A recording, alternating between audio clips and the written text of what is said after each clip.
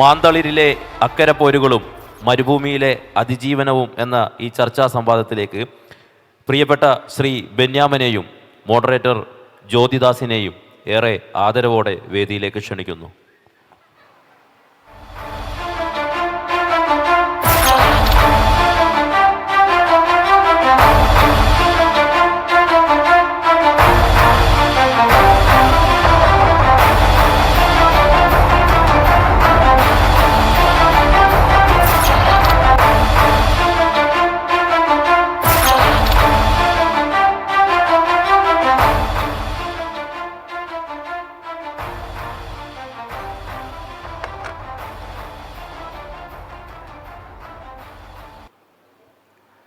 എല്ലാവർക്കും നമസ്കാരം. നമ്മുടെ പ്രിയപ്പെട്ട എഴുത്തുകാരൻ ബെന്യാമിൻ വീണ്ടും അദ്ദേഹം നമ്മുടെ KKLF-ൻ്റെ വേദിയിലോട്ട് കടന്നു വരുന്നു. അപ്പോൾ നിങ്ങൾ ആലോചിക്കുന്നുണ്ടാവും അദ്ദേഹത്തിന് ഇത്രമാത്രം നമ്മളോട് പറയാനുണ്ടോ എന്ന്.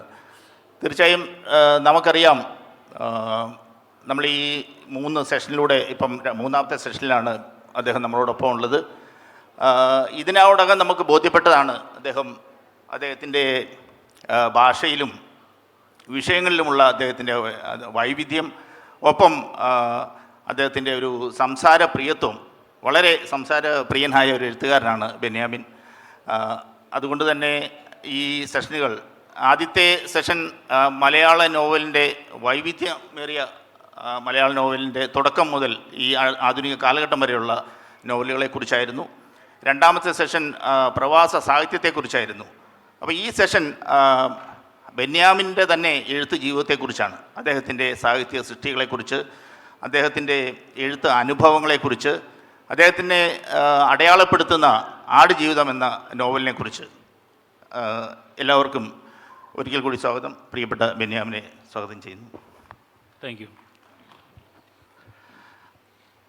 ആടുജീവിതം എഴുതിയ ആൾ എന്ന നിലയിലാണല്ലോ നമ്മളെല്ലാം ബെന്യാമിനെ അടയാളപ്പെടുന്നത്. അപ്പോൾ പ്രവാസ ലോകത്ത് ഒരു സാഹിത്യ സംവാദവേദിയിൽ തീർച്ചയായും ആടുജീവിതത്തെക്കുറിച്ച് സംസാരിച്ചുകൊണ്ട് തന്നെ നമുക്ക് ആ ഒരു അദ്ദേഹവുമായിട്ടുള്ളൊരു സംഭാഷണം തുടങ്ങാൻ കഴിയുകയുള്ളൂ. അതതിൻ്റെ സ്വാഭാവികമായ ഒരു സംഭാഷണ രീതിയായിരിക്കും. അപ്പം ഈ ആടുജീവിതത്തിൻ്റെ എഴുത്തിലോട്ട് എത്തിയതിനെക്കുറിച്ച് അദ്ദേഹം പറയുന്നുണ്ട്, പ്രവാസ ലോകം കാലങ്ങളായി കാത്തിരുന്ന ഒരു സാഹിത്യ സൃഷ്ടിയാണ് ആടുജീവിതമെന്ന് ഞാൻ നിരീക്ഷിച്ചിട്ടുണ്ട് എന്ന്.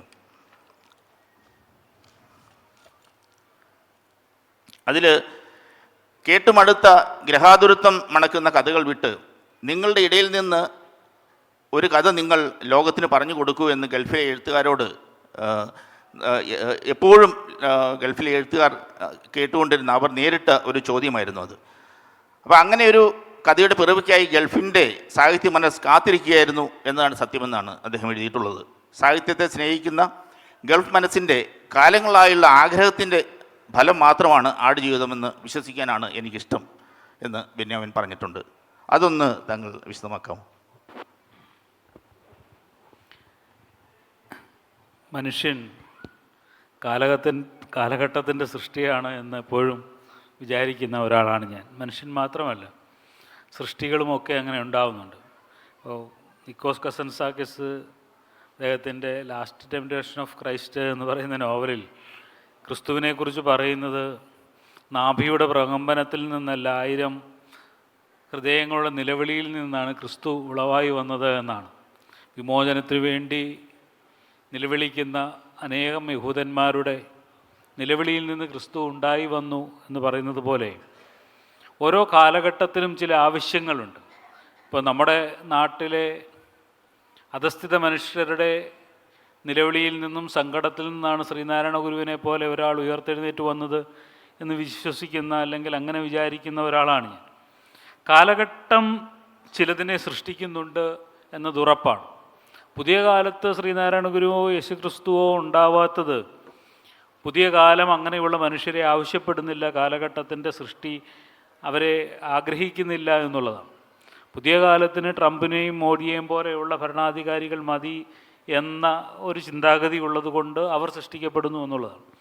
സാഹിത്യത്തിനും അതുണ്ട് എന്നാണ് ഞാൻ കരുതുന്നത്. ഒരു കാലഘട്ടത്തിൻ്റെ ഒരു സമൂഹത്തിൻ്റെ ആഗ്രഹത്തിൽ നിന്നും അഭിലാഷത്തിൽ നിന്നും സ്വപ്നത്തിൽ നിന്നുമൊക്കെയാണ് നിരന്തരം പുതിയ പുതിയ സാഹിത്യ കൃതികൾ ഉണ്ടാവുന്നത്. ഇപ്പോൾ ഇന്ത്യയിലെ കോടിക്കണക്കിന് ക്രിക്കറ്റ് ആരാധകരുടെ സ്വപ്നത്തിൽ നിന്നാണ് സച്ചിൻ തെണ്ടുൽക്കറെ പോലെ ഒരാൾ ഉണ്ടായി വന്നത് എന്ന് പറയുന്നത് പോലെ മലയാളികൾ നിരന്തരമായി ആഗ്രഹിച്ചിരുന്ന, മലയാളികൾ എന്ന് പറഞ്ഞാൽ ഗൾഫ് മലയാളികൾ നിരന്തരമായി ആഗ്രഹിച്ചിരുന്ന ഒന്നായിരുന്നു തങ്ങളുടെ ജീവിതങ്ങളെ ഏറ്റവും ആഴത്തിൽ അടയാളപ്പെടുത്തുന്ന ഒരു കൃതി ഉണ്ടാവണമെന്ന്. അങ്ങനെ പലതരത്തിലുള്ള ശ്രമങ്ങൾ പലയിടങ്ങളിൽ ഉണ്ടായപ്പോൾ അതിലൊരു ശ്രമത്തിൻ്റെ ഭാഗമായി ഞാനും പങ്കുചേർന്നു എന്ന് മാത്രമേ ഉള്ളൂ. അതിൽ ആടുജീവിതം വായിക്കപ്പെട്ടു, സ്വീകരിക്കപ്പെട്ടു എന്നുള്ളതാണ്. കാരണം നമുക്കറിയാം എത്രയോ വർഷമായി മലയാളികൾ ഇവിടെ ജീവിക്കുന്നുണ്ട്. നമ്മൾ കേരളത്തിനോട് പറഞ്ഞുകൊണ്ടിരുന്നത് അത്രയും കള്ളങ്ങളായിരുന്നു എന്ന ഒരു യാഥാർത്ഥ്യം നിലനിൽക്കുന്നുണ്ട്.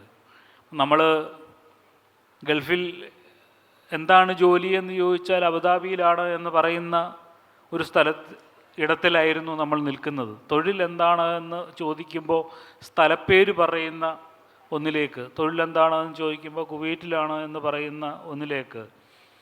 നമ്മുടെ കുടുംബങ്ങളിൽ എത്ര പേർക്ക് യഥാർത്ഥത്തിൽ നമ്മൾ എന്തുതരം ജോലിയാണ് ചെയ്യുന്നത് എന്ന് അറിയാമായിരുന്നു എന്ന് പറയുന്ന ഒരു വലിയ ചോദ്യമുണ്ട്. ഇപ്പോൾ ശിഹാബുദ്ദീൻ പൊയ്ത്തുംകടവ് പറയുന്നുണ്ട്, ഗൾഫിൽ നിന്ന് വന്ന് നാട്ടിൽ പുത്തൻ പാൻറ്റും പുത്തൻ ഷൂവും പുത്തൻ ബെൽറ്റും ധരിക്കുന്ന ആൾ അത്രയും നാൾ ജീവിച്ച ജീവിത പരിസരത്തിൽ നിന്ന് തൊഴിലിൻ്റെ ഏറ്റവും അവസാനത്തെ ദിവസം മാർക്കറ്റിൽ പോയി വാങ്ങിക്കൊണ്ട് വന്ന് കൊണ്ടുവരുന്ന വസ്ത്രങ്ങളാണ് കേരളീയർ വിചാരിക്കുന്നത് ഇവൻ നിത്യവും ധരിക്കുന്നത് എന്ന് വിചാരിക്കുന്ന തരത്തിലേക്ക് ഒരു വൈരുദ്ധ്യാത്മകത നമ്മുടെ ജീവിതത്തിൽ ഉണ്ടായിരുന്നു എന്നുള്ളതാണ്. അപ്പോൾ ആടുജീവിതത്തിൽ ഒരു കത്തുണ്ട്. നജീബ് മരുഭൂമിയിൽ നിന്ന് വീട്ടിലേക്ക് എഴുതുന്നതായി സങ്കല്പിച്ച് എഴുതിയിട്ടുള്ള ഒരു കത്താണ്. ആ കത്തിൽ നജീബ് മരുഭൂമിയിൽ ആണ് ജീവിക്കുന്നത്, ആടുകളോടൊപ്പമാണ് ജീവിക്കുന്നത്, അർബാബിൻ്റെ അടി എല്ലാ ദിവസവും കിട്ടുന്നുണ്ട്. എങ്കിൽ പോലും അയാൾ എഴുതുന്നത് ഞാനിവിടെ സുഖമായി ജീവിക്കുന്നു എന്നാണ്. ഞാനിവിടെ ദിവസവും അർബാബിൻ്റെ മകൾ ഹൂറിയായ മകളോടൊപ്പമാണ് നടക്കാൻ പോകുന്നത്, അർബാബ് എനിക്ക് നിരന്തരം സമ്മാനങ്ങൾ തരാറുണ്ട് എന്നൊക്കെ പറയുന്ന ഒരു കള്ളം നിറഞ്ഞ ഒരു കത്ത് എഴുതുന്നുണ്ട്. ഇത് സത്യത്തിൽ മലയാളി കേരളത്തിനോട് നിരന്തരം പറഞ്ഞുകൊണ്ടിരുന്ന കള്ളത്തിൻ്റെ ഒരു പ്രതിഫലനമാണ്. ഇതല്ല താനിവിടെ അനുഭവിക്കുന്നത് എന്നറിയാമെങ്കിലും നമ്മൾ കേരളത്തിനോട് ഈ കള്ളം പറഞ്ഞുകൊണ്ടിരുന്നത് കൊണ്ടാണ് കേരളം പലപ്പോഴും ധൂർത്തിൻ്റെയും അനാമത്ത് ചെലവുകളുടെയും ഒക്കെ സങ്കേതമായി മാറിയത്. ഞാൻ ഒരു ദിവസം ഒരു സ്കൂളിൽ സംസാരിക്കാൻ വേണ്ടി ചെല്ലുമ്പോൾ 8ാം ക്ലാസ്സിൽ പഠിക്കുന്ന ഒരു കുട്ടി എന്നോട് പറഞ്ഞു, സാർ എനിക്കൊന്ന് സ്വകാര്യമായി സംസാരിക്കണം. അപ്പോൾ ഞാൻ പറഞ്ഞു, മോള് പറഞ്ഞോളൂ എന്ന് പറഞ്ഞപ്പോൾ അവൾ പറഞ്ഞു, ഞാൻ എൻ്റെ അച്ഛനെ എല്ലാ ദിവസവും ചീത്ത പറയുമായിരുന്നു. അച്ഛൻ ഗൾഫിലാണ് ജോലി ചെയ്യുന്നത്, ഞാനും അമ്മയും മാത്രം നാട്ടിലാണ്. അപ്പോൾ അച്ഛൻ അവിടെ ഗൾഫിൽ ഭയങ്കരമായി സുഖിക്കുകയാണ്, ഞങ്ങൾ രണ്ടുപേരും ഇവിടെ കഷ്ടപ്പെടുകയാണ് എന്ന് വിചാരിച്ച് അച്ഛനെ ചീത്ത പറയുമായിരുന്നു. പക്ഷേ ആടുജീവിതം വായിച്ചു കഴിഞ്ഞപ്പോഴാണ് എനിക്ക് മനസ്സിലാവുന്നത് അച്ഛൻ എന്തുമാത്രം ദുരിതകരമായ ഒരു ജീവിതമാണ് അവിടെ ജീവിക്കുന്നത്. അദ്ദേഹം ഒരു സെക്യൂരിറ്റി ജീവനക്കാരനാണ്. അദ്ദേഹം എന്തുമാത്രം ചൂട് അനുഭവിക്കുന്നുണ്ട്, ഏകാന്തത അനുഭവിക്കുന്നുണ്ട്, ഒറ്റപ്പെടൽ അനുഭവിക്കുന്നുണ്ട് എന്ന് എനിക്ക് മനസ്സിലായത്. അതുകൊണ്ട് ഞാനിനി അച്ഛനെ ചീത്ത പറയുകയില്ല എന്ന് പറഞ്ഞ ഒരനുഭവം. ഞാൻ പറയുന്നത് ഇത്തരത്തിൽ നമ്മുടെ കേരളത്തിലെ കുടുംബങ്ങളിലുണ്ടായിട്ടുള്ള ധൂർത്തിൻ്റെയും അനാമത്ത് ചെലവിൻ്റെയും പൊങ്ങച്ചങ്ങളുടെയും ഒക്കെ കാരണങ്ങളിൽ വലിയൊരു പരിധി വരെ നമ്മൾ കാരണക്കാരായിട്ടുണ്ട് എന്നുള്ളതാണ്. നമ്മൾ എങ്ങനെയെങ്കിലുമൊക്കെ ഇവിടെ നിന്ന് സംഘടിപ്പിച്ച് കടം വാങ്ങിച്ചുമൊക്കെ അയക്കുന്ന പണം അത് ഏതുതരം അധ്വാനത്തിലൂടെ സമ്പാദിക്കുന്നതാണ് എന്നറിയുവാനുള്ള ഒരു ഉത്തരവാദിത്വം കേരളത്തിലുണ്ട്. ഇവിടുത്തെ യഥാർത്ഥ ജീവിതത്തിൻ്റെ പരിച്ഛേദം എന്താണ് എന്ന് കേരളീയർ അറിയേണ്ടതിൻ്റെ ഒരു ഉത്തരവാദിത്വമുണ്ട് എന്ന ചിന്തയിൽ നിന്നാണ് യഥാർത്ഥത്തിൽ ആടുജീവിതം പോലെ ഒരു കൃതി ഉണ്ടാവുന്നത്. ഇവിടെ ഉള്ള ഏത് തരം അനുഭവങ്ങളെയും, എത്രയോ തരം ജീവിതങ്ങൾ ജീവിക്കുന്നവരാണ് നമ്മൾ ഓരോരുത്തരും, എല്ലാവരും ആടുജീവിതം നയിക്കുന്നവരല്ല. പക്ഷേ ഏതെങ്കിലുമൊക്കെ ഒരു ഘട്ടത്തിൽ നമ്മളുടെ ജീവിതവുമായി താരതമ്യം ചെയ്യാവുന്ന ചില അനുഭവങ്ങൾ അതിനകത്തുണ്ട് എന്നാണ് ഞാൻ കരുതുന്നത്. അതുകൊണ്ടാണ് പ്രവാസി മലയാളികൾ, ഗൾഫ് മലയാളികൾ ധാരാളമായി ആ പുസ്തകത്തെ ഏറ്റെടുത്തത്. എന്ന് മാത്രമല്ല മറ്റിടങ്ങളിൽ ജോലി ചെയ്യുന്നത്, ഇപ്പോൾ IT മേഖലയിൽ ജോലി ചെയ്യുന്ന, ഒരിക്കൽ ബാംഗ്ലൂരിൽ നിന്ന് എനിക്ക് ഒരു കത്ത് വന്നു, അതല്ല ഇമെയിൽ, ഒരു സംഘം ചെറുപ്പക്കാരാണത് എഴുതിയിട്ടുള്ളത്. അവർ പറയുന്നത്, സർ ഞങ്ങളും ആടുജീവിതമാണ് നയിക്കുന്നത്, ഞങ്ങളുടെ മാനേജരാണ് അർബാബ്, ഞങ്ങളുടെ ഓഫീസാണ് ഞങ്ങളുടെ മസറ, ഞങ്ങളാണ് അവിടുത്തെ ആടുകൾ എന്ന്. അപ്പോൾ ഇത് ഏത് തരം മനുഷ്യരുമായും റിലേറ്റ് ചെയ്യാവുന്ന, ഏത് തരം തൊഴിൽ സാഹചര്യങ്ങളുമായി റിലേറ്റ് ചെയ്യാവുന്ന ഒന്നായി മാറുന്നുണ്ട് എന്ന് കൂടി നമ്മൾ തിരിച്ചറിയേണ്ടതുണ്ട്. ആ അർത്ഥത്തിൽ ഗൾഫ് ജീവിതത്തിലെ വളരെ സാധാരണക്കാരായ മനുഷ്യരുടെ ജീവിതങ്ങളെ കേരളീയ സമൂഹം പ്രത്യേകം തിരിച്ചറിയണമെന്ന ഒരു ചിന്തയിൽ നിന്നാണ് ആടുജീവിതം എന്ന് പറയുന്ന ഒരു കൃതി എഴുതാൻ ഇടയാവുന്നത്. ഈ മനുഷ്യ ജീവിതത്തിൻ്റെ നിയോഗങ്ങളെക്കുറിച്ച് താങ്കൾ പ്രത്യേകിച്ച് ആടുജീവിതത്തിലെ നജീബിൻ്റെ വഴിയിലോട്ട്, എഴുത്തുകാരൻ്റെ ബെന്യാമിൻ്റെ വഴിയിലോട്ട് എത്തുന്ന നജീബിനെക്കുറിച്ചും എല്ലാം പറയുമ്പോൾ നിയോഗത്തെക്കുറിച്ച് ഒരുപാട് താങ്കൾ എഴുതിയിട്ടുണ്ട്.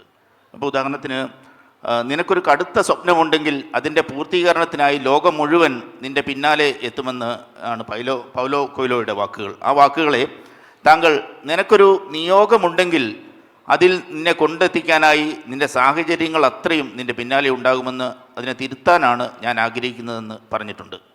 അപ്പോൾ ജീവിത നിയോഗങ്ങളെക്കുറിച്ച് താങ്കൾ വിശദമായി എഴുതിയിട്ടുണ്ട്. ജീവിത നിയോഗമാണ് നജീബിനെ മരുഭൂമിയിലേക്ക് ആട്ടിത്തെളിച്ച് കൊണ്ടുവന്നത്.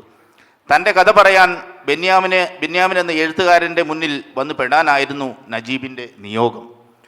തങ്ങളുടെ നിയോഗങ്ങൾക്ക് മുന്നിൽ നിസ്സംഗതയോടെ നിന്നു കൊടുക്കുന്ന കഥാപാത്രവും ഒപ്പം എഴുത്തുകാരനും. എഴുത്തിൻ്റെ നിയോഗത്തെക്കുറിച്ചും മനുഷ്യൻ്റെ ജീവിതത്തെ എങ്ങോട്ടൊക്കെയോ ആട്ടിപ്പായിച്ചുകൊണ്ടിരിക്കുന്ന വിധിയെക്കുറിച്ചുമൊക്കെ ഉള്ള താങ്കളുടെ ചിന്തകൾ ഒന്ന് പങ്കുവയ്ക്കാം. നമ്മളൊരു ആശയം രൂപീകരിക്കുന്നത് പലപ്പോഴും നമ്മളുടെ ജീവിത സാഹചര്യത്തിൽ നിന്നും, നമ്മുടെ അനുഭവത്തിൽ നിന്നും, നമ്മുടെ പരിസരങ്ങളിൽ നിന്നുമൊക്കെയാണ്.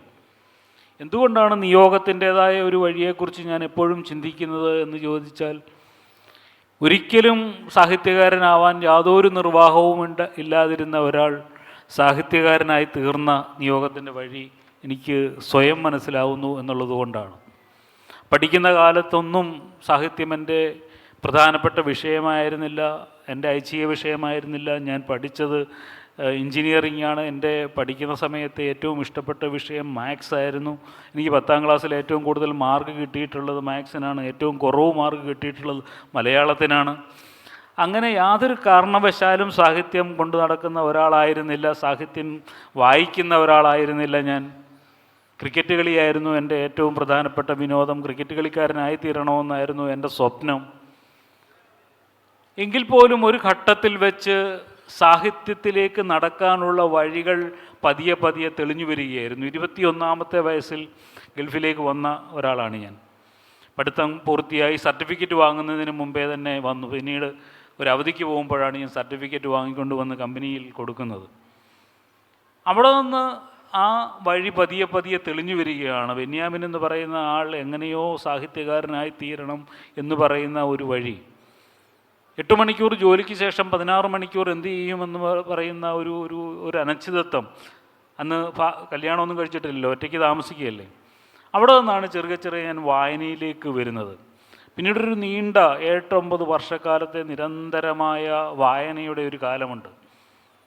ആ വായനയുടെ കാലത്തിലാണ് ഞാൻ പതിയെ പതിയെ സാഹിത്യത്തോട് അടുക്കുന്നത്, ലോകസാഹിത്യം വായിക്കുന്നത്, മലയാളത്തിലെ പ്രധാനപ്പെട്ട കൃതികൾ വരുന്നത്, സാഹിത്യം ഒരു പ്രധാനപ്പെട്ട കാര്യമായി അറിയുന്നത്.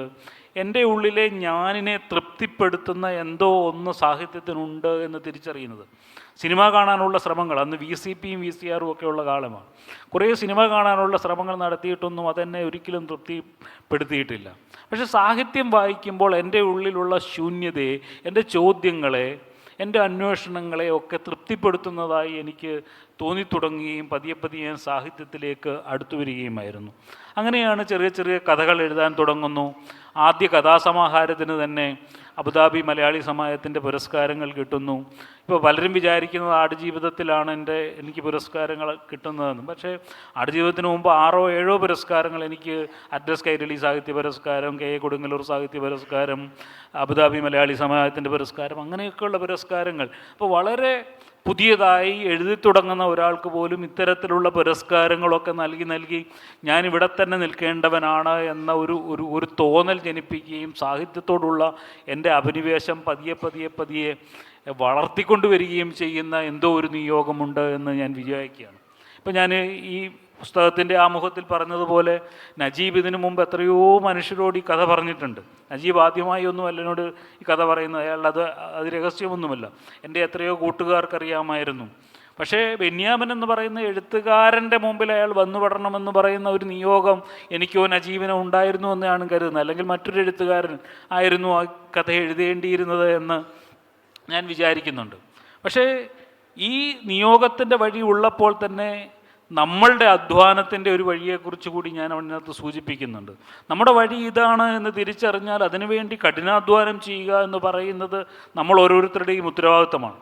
എഴുത്തുകാരനാവാൻ എനിക്ക് ഇഷ്ടമുണ്ടാവുകയും എഴുത്തുകാരനായി തീരുകയും ചെയ്തതിന് ശേഷം ഞാൻ നടത്തിയിട്ടുള്ള അന്വേഷണങ്ങൾ, പഠനങ്ങൾ, യാത്രകൾ, അതിനുവേണ്ടിയുള്ള ഗവേഷണങ്ങൾ, എൻ്റെ കഴിവിൻ്റെ ഏറ്റവും പരമാവധി ഓരോ ഇടത്തിലും ചെലവഴിക്കാൻ വേണ്ടി ഞാൻ ശ്രമിച്ചിട്ടുണ്ട്.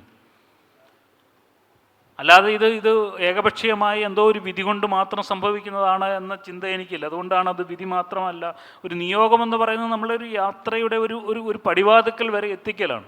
അതിന് പിന്നെ അങ്ങോട്ട് നടക്കേണ്ടത് നമ്മൾ ഓരോരുത്തരുടെയും ഉത്തരവാദിത്തമാണ് എന്ന് ഞാൻ കരുതുകയാണ്.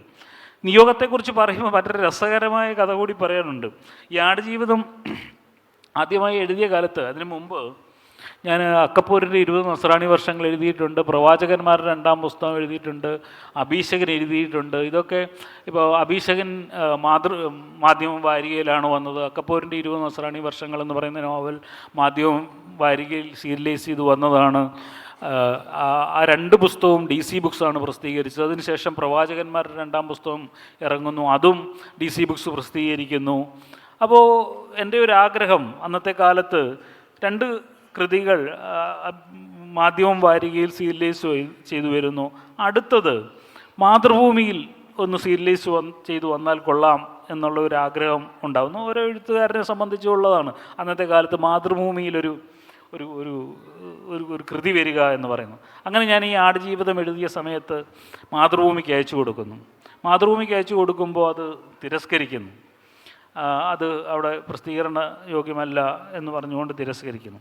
അതിനുശേഷം ഇത് അയച്ചത് ഞാൻ അറ്റ്ലസ് കൈരളി സാഹിത്യ പുരസ്കാരത്തിന്, നിങ്ങൾ ഓർക്കുന്നുണ്ടാവും, കൈരളിയും അറ്റ്ലസ് ജുവലറിയും കൂടി ചേർന്ന് നടത്തുന്ന ഒരു സാഹിത്യ പുരസ്കാരം.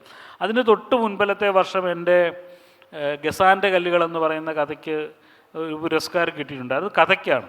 അപ്പോൾ ഇപ്രാവശ്യം ഞാൻ നോവലിനാവട്ടെ മത്സരമെന്ന് പറഞ്ഞുകൊണ്ട് ഞാൻ ആടുജീവിതമാണ് അയച്ചു കൊടുക്കുന്നത്. സത്യത്തിൽ ആ ആടുജീവിതത്തിന് ഒരു പ്രോത്സാഹന സമ്മാനം പോലും ആ പുരസ്കാരത്തിൽ കിട്ടിയില്ല എന്നുള്ളതാണ്. മറ്റൊരു എഴുത്തുകാരൻ്റെ വേറൊരു നോവലിനാണ് അതിന് ആ പുരസ്കാരം കിട്ടിയത്. ഞാൻ വിചാരിക്കും ആ പുരസ്കാരം കിട്ടാതിരുന്ന് എത്ര നന്നായി എന്ന് എല്ലാ കാലത്തും വിചാരിക്കും. കാരണം ആ പുരസ്കാരത്തിൻ്റെ ഒരു ക്രൈറ്റീരിയ എന്ന് പറയുന്നത്, ഈ പുരസ്കാരം ലഭിച്ചാൽ 50,000 രൂപ നമുക്ക് സമ്മാനമായി ലഭിക്കും. അന്ന് 50,000 രൂപ വലിയ തുകയാണ് 2005, 2006 കാലത്ത്. പക്ഷേ ആ കൃതിയുടെ പുരസ്കാരം കിട്ടുന്ന കൃതിയുടെ കോപ്പി റൈറ്റ് അറ്റ്ലസ് രാമേന്ദ്രൻ എഴുതി കൊടുക്കണം എന്നാണ് അതിൻ്റെ ക്രൈറ്റീരിയ. അപ്പോൾ ആടുജീവിതത്തിന് അന്ന് അറ്റ്ലസ് കൈരളി പുരസ്കാരം ലഭിച്ചിരുന്നെങ്കിൽ ഇന്ന് ആടുജീവിതത്തിൻ്റെ കോപ്പി റൈറ്റ് മുഴുവൻ അറ്റ്ലസ് രാമേന്ദ്രൻ്റെ, അദ്ദേഹം മരിച്ചുപോയി, അദ്ദേഹത്തിന് ഇരിക്കുമായിരുന്നു എന്നുള്ളതാണ്. അതുകൊണ്ട് ചില കാലത്ത് ചില കാര്യങ്ങൾ സംഭവിക്കാതിരിക്കുന്നത്, കിട്ടാതിരിക്കുന്നത് ചില നല്ല കാര്യങ്ങൾക്ക് വേണ്ടി കൂടിയാണ് എന്ന ഒരു നിയോഗമുണ്ട് എന്നാണ് ഞാൻ വിചാരിക്കുന്നത്. ഇത് എവിടെ എത്തണം, എങ്ങനെ എത്തണം എന്നതിൻ്റെ ഒരു നിയോഗം. ഇപ്പോൾ ആടുജീവിതം എന്ന സിനിമയെക്കുറിച്ച് വളരെ ഏർലി ഘട്ടത്തിൽ, അതായത് 2008 നോവൽ വരുന്നത്. 2009 തന്നെ ബ്ലസ്സി എന്നെ സമീപിക്കുകയും എന്നെങ്കിൽ ഇതിനൊരു ഞങ്ങൾ തമ്മിലൊരു കോൺട്രാക്റ്റിൽ എത്തപ്പെടുകയും ചെയ്യണം. അതിനു മുമ്പ് ലാൽ ജോസ് വന്നിരുന്നു. പക്ഷേ പിന്നെ നീണ്ട 10-14 വർഷക്കാലം അത് അങ്ങനെ നിന്നു. പക്ഷെ അങ്ങനെ നിന്നെങ്കിൽ പോലും അതാ ഇറങ്ങേണ്ട സമയത്ത് ഇറങ്ങേണ്ടതായ രീതിയിൽ റഹ്മാനെ പോലെ ഒരു വലിയ മ്യൂസീഷ്യനെ വെച്ചിട്ട് പടം ചെയ്യാൻ പറ്റുന്ന ഒരു തരത്തിലേക്കൊക്കെ. അതിനുശേഷം പല മലയാള സിനിമയിലെ വളരെ പ്രമുഖരായ ആൾക്കാരും എന്നെ സമീപിച്ചിട്ടുണ്ട്. അവരൊക്കെ ചെയ്തിരുന്നെങ്കിൽ ഒരുപക്ഷെ ഒരിക്കലും ഇത്തരത്തിൽ വരാത്ത ഒരു സിനിമയായി. നിങ്ങളൊന്ന് ആലോചിച്ച് നോക്കൂ, ഒരു സംവിധായകൻ അദ്ദേഹത്തിൻ്റെ സംവിധാനത്തെ കാലഘട്ടത്തിലെ ഏറ്റവും പീക്ക് ടൈമിൽ 14 വർഷക്കാലം ഒരു സിനിമയ്ക്ക് വേണ്ടി, ഒരു കഥയ്ക്ക് വേണ്ടി ഒഴിഞ്ഞു വെക്കുക എന്ന് പറയുന്ന ഒരു മഹാഭാഗ്യം ഒരാൾക്ക് വന്നു ചേരുകയാണ്. ഒരു നടൻ അദ്ദേഹത്തിൻ്റെ ശരീരത്തിൻ്റെ മുഴുവൻ ഒരു നടൻ്റെ സൗന്ദര്യം എന്ന് പറയുന്നത്, അതിൻ്റെ അസറ്റ് എന്ന് പറയുന്നത് അയാളുടെ ആരോഗ്യവും അയാളുടെ സൗന്ദര്യവുമാണ്. അതിനെ വിട്ടുകൊടുത്തുകൊണ്ട് ആ സിനിമയ്ക്കൊപ്പം നിൽക്കുന്നു. ഒരു ലോകോത്തര സംവിധായകൻ നമുക്ക് വേണ്ടി ഇറങ്ങിത്തിരിച്ച് നമ്മളോടൊപ്പം സഹകരിക്കുകയും നമ്മളോടൊപ്പം പങ്കുചേരുകയും നമ്മളോടൊപ്പം വേദി പങ്കിടുകയും നമ്മളുടെ അഭിപ്രായങ്ങൾ കേൾക്കുകയും ചെയ്യുന്ന ഒരു ഇതിലേക്ക് വരുന്നു.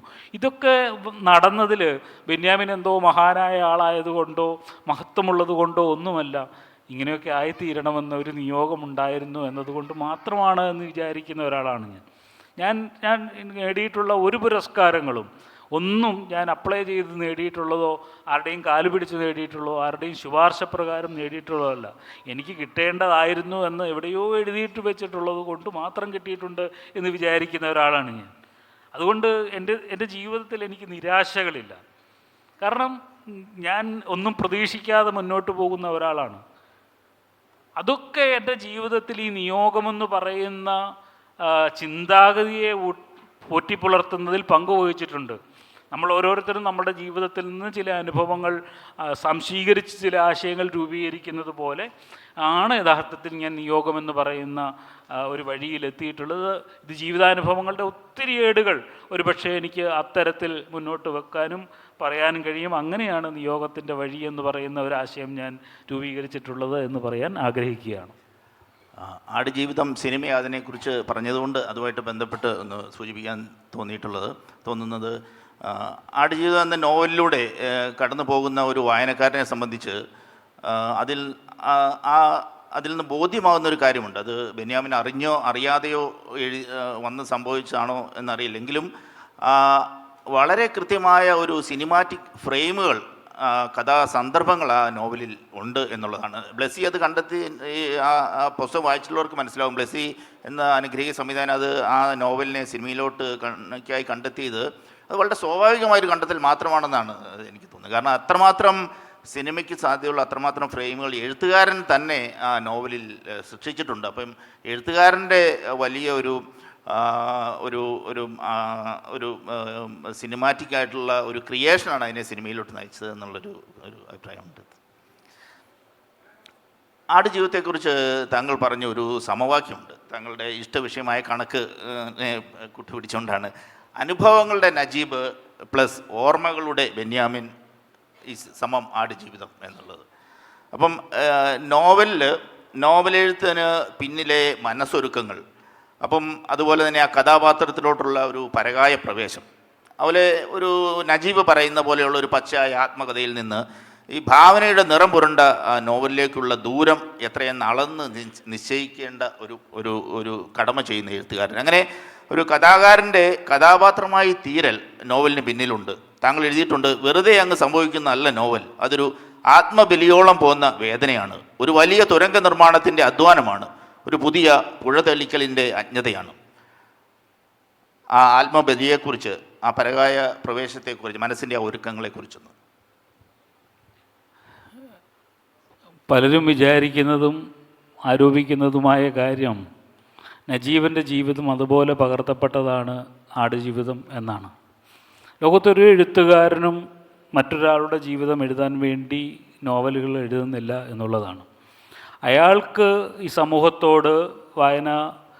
സമൂഹത്തോട് ചില കാര്യങ്ങൾ പറയാനുണ്ട് എന്നതിൻ്റെ ടൂൾ എന്ന നിലയിലാണ് നമ്മൾ ഓരോ കഥാപാത്രങ്ങളെയും എടുത്ത് ഉപയോഗിക്കുന്നത്. ഇപ്പോൾ എൻ്റെ ഉള്ളിൽ നിയോഗമെന്ന് പറയുന്ന ഒരാശയമുണ്ട്. അത് ഞാൻ എങ്ങനെ എൻ്റെ ജീവിതത്തിൻ്റെ പല സന്ദർഭങ്ങളിലൂടെ കുറുക്കി ഞാൻ കൊണ്ടുവന്നുവോ ആ ആശയം പകർത്തു വെക്കാനുള്ള ഒരു ടൂൾ എന്ന നിലയിലാണ് നമ്മൾ നജീബിൻ്റെ ജീവിതത്തെ ഉപയോഗിക്കുന്നത്. അതുകൊണ്ട് നജീബ് എങ്ങനെ ജീവിച്ചു എന്നത് എന്നെ സംബന്ധിച്ച് ഒരു പ്രശ്നമേ അല്ല. ഞാൻ കഴിഞ്ഞ സെഷനിൽ ഇവിടെ സൂചിപ്പിച്ചു, ഇമാജിനറി ഹോംലാൻഡ് എന്ന് പറയുന്ന ഒരു കഥാസന്ദർഭം നമ്മുടെ പ്രവാസ ജീവിതത്തിനുണ്ട് എന്ന്. നമ്മൾ കേരളത്തിൽ നിന്ന് വരുമ്പോൾ അത് ലോകത്തിൻ്റെ ഏത് ഭാഗത്തു നിന്ന് ഏത് മനുഷ്യൻ ചേക്കേറിയാലും നമ്മുടെ വിട്ടുപോകുന്ന ദേശത്തിൻ്റെ ചില സ്വത്വങ്ങളെ നമ്മൾ ഇങ്ങോട്ട് കൊണ്ടുവരുന്നുണ്ട്. ഈ ആശയം ഞാൻ ആടുജീവിതത്തിൽ ഉൾക്കൊള്ളിച്ചുകൊണ്ടാണ് നജീബിനും ചുറ്റും കഥാപാത്രങ്ങളെ സൃഷ്ടിക്കുന്നത്. EMS എന്ന് പറയുന്ന ആട്, മോഹൻലാലിൻ്റെ പേരിലുള്ള ആട്, അറൂർ റാവുത്തർ എന്ന് പറയുന്ന ആട്, അങ്ങനെ പോച്ചക്കാരി രമണി എന്ന് പറയുന്ന ആട്, ഇങ്ങനെയൊക്കെയുള്ള ആടുകളെ സൃഷ്ടിക്കുന്നത് നജീബ് അങ്ങനെ സൃഷ്ടിച്ചോ ഇല്ലയോ, നജീബ് അങ്ങനെ സങ്കല്പിച്ചോ എന്നത് എന്നെ സംബന്ധിച്ച് ഒരു പ്രശ്നമേ അല്ല. എന്നെ സംബന്ധിച്ച് ഈ ആശയം പറയുന്നതിനുള്ള ഒരു ഇടമെന്ന നിലയിലാണ് ഞാൻ മസ്രയെയും നജീബിനെയും കാണുന്നത്. ഞാൻ എൻ്റെ അനുഭവത്തിലൂടെ സംശീകരിച്ച അനേകം കാര്യങ്ങളെക്കുറിച്ച് പറയുക. പിന്നെ യഥാർത്ഥ നജീബ് ജീവിതത്തിൽ എത്രയോ തവണ മരിക്കണമെന്ന് ആഗ്രഹിച്ചിട്ടുണ്ട് എന്ന് അദ്ദേഹം തന്നെ എന്നോട് ഈ സംഭാഷണ വേളയിൽ പല പ്രാവശ്യം പറഞ്ഞിട്ടുണ്ട്. പക്ഷേ ഞാൻ നിങ്ങളോട് കഥ പറയുമ്പോൾ അതിനകത്തെ കഥാപാത്രം മരിക്കാൻ വേണ്ടി ശ്രമിക്കുന്നില്ല, നിരന്തരം ജീവിതത്തിന് വേണ്ടി പോരാടാൻ ശ്രമിക്കുന്ന ഒരാളാണ്. അത് ഞാൻ എൻ്റെ ജീവിതത്തിനോട് വെച്ച് പുലർത്തുന്ന ഒരാശയമാണ്. അതായത് നമ്മൾ ജീവിതത്തിലെ ഏത് പ്രതിസന്ധി ഘട്ടത്തിലൂടെ കടന്നു പോയാലും, ഏത് പ്രശ്നത്തിലൂടെ കടന്നു പോയാലും നിരന്തരമായി ജീവിതത്തിന് വേണ്ടി പോരാടുക എന്ന് പറയുന്ന ഒരാശയം മുന്നോട്ട് വെക്കുന്നതിന് വേണ്ടി എഴുതപ്പെട്ട നോവലാണ് ആടുജീവിതം എന്ന് പറയുന്നത്. നമ്മുടെ ഉള്ളിലുള്ള സൂക്ഷ്മമായ ചില രാഷ്ട്രീയ ബോധ്യങ്ങളുണ്ട്. ഇപ്പോൾ ഏറ്റവും അധികം വിമർശനം ആടുജീവിതം വായിച്ചതിന് ശേഷം ഉണ്ടായിട്ടുള്ള ഒന്ന്, നജീബ് ഒരു ഘട്ടത്തിൽ വെച്ച് പറയുന്നുണ്ട്, എൻ്റെ ഉപ്പ ചത്തുപോയി എന്ന്. ഒരു ഇസ്ലാം മതവിശ്വാസിയായ ഒരാൾ ഒരിക്കലും ചത്തു എന്ന് പറയുന്ന വാക്ക് ഉപയോഗിക്കാൻ പാടില്ല, മനുഷ്യൻ മരിച്ചു എന്ന് മാത്രമേ പറയാൻ പാടുള്ളൂ എന്ന് ആണ് അത് ആ വിമർശനം ഉണ്ടായിട്ടുള്ളത്. ഇപ്പോൾ ഏതാണ്ട് 300 പതിപ്പിലെത്തുമ്പോഴും അത് മാറിയിട്ടില്ല. കാരണം അതൊരു എഴുത്തുകാരൻ്റെ ബോധ്യത്തിൽ നിന്ന്, അതായത് കാലം ചെയ്യാനും അന്തരിക്കാനും ദിവംഗതനാവാനും നിര്യാതനാവാനും ചരമം പ്രാപിക്കാനും ഒക്കെ വിധിക്കപ്പെടുന്ന മനുഷ്യരുടെ ഇടയിൽ വളരെ നിസ്സാരരായി ചത്തുപോകുന്ന മനുഷ്യരുമുണ്ട് എന്ന് പറയുന്ന ഒരു എഴുത്തുകാരൻ്റെ പൊളിറ്റിക്കൽ ബോധ്യത്തിൽ നിന്നാണ് അങ്ങനെ ഒരു കഥാസന്ദർഭം ഉണ്ടാവുന്നത്. അപ്പോൾ നജീബ് പറയുന്ന കഥ അവിടെ ഉണ്ടാവാം, അദ്ദേഹത്തിൻ്റെ ജീവിതം അവിടെ ഉണ്ടാവാം, അദ്ദേഹത്തിൻ്റെ അനുഭവങ്ങൾ ഉണ്ടാവാം.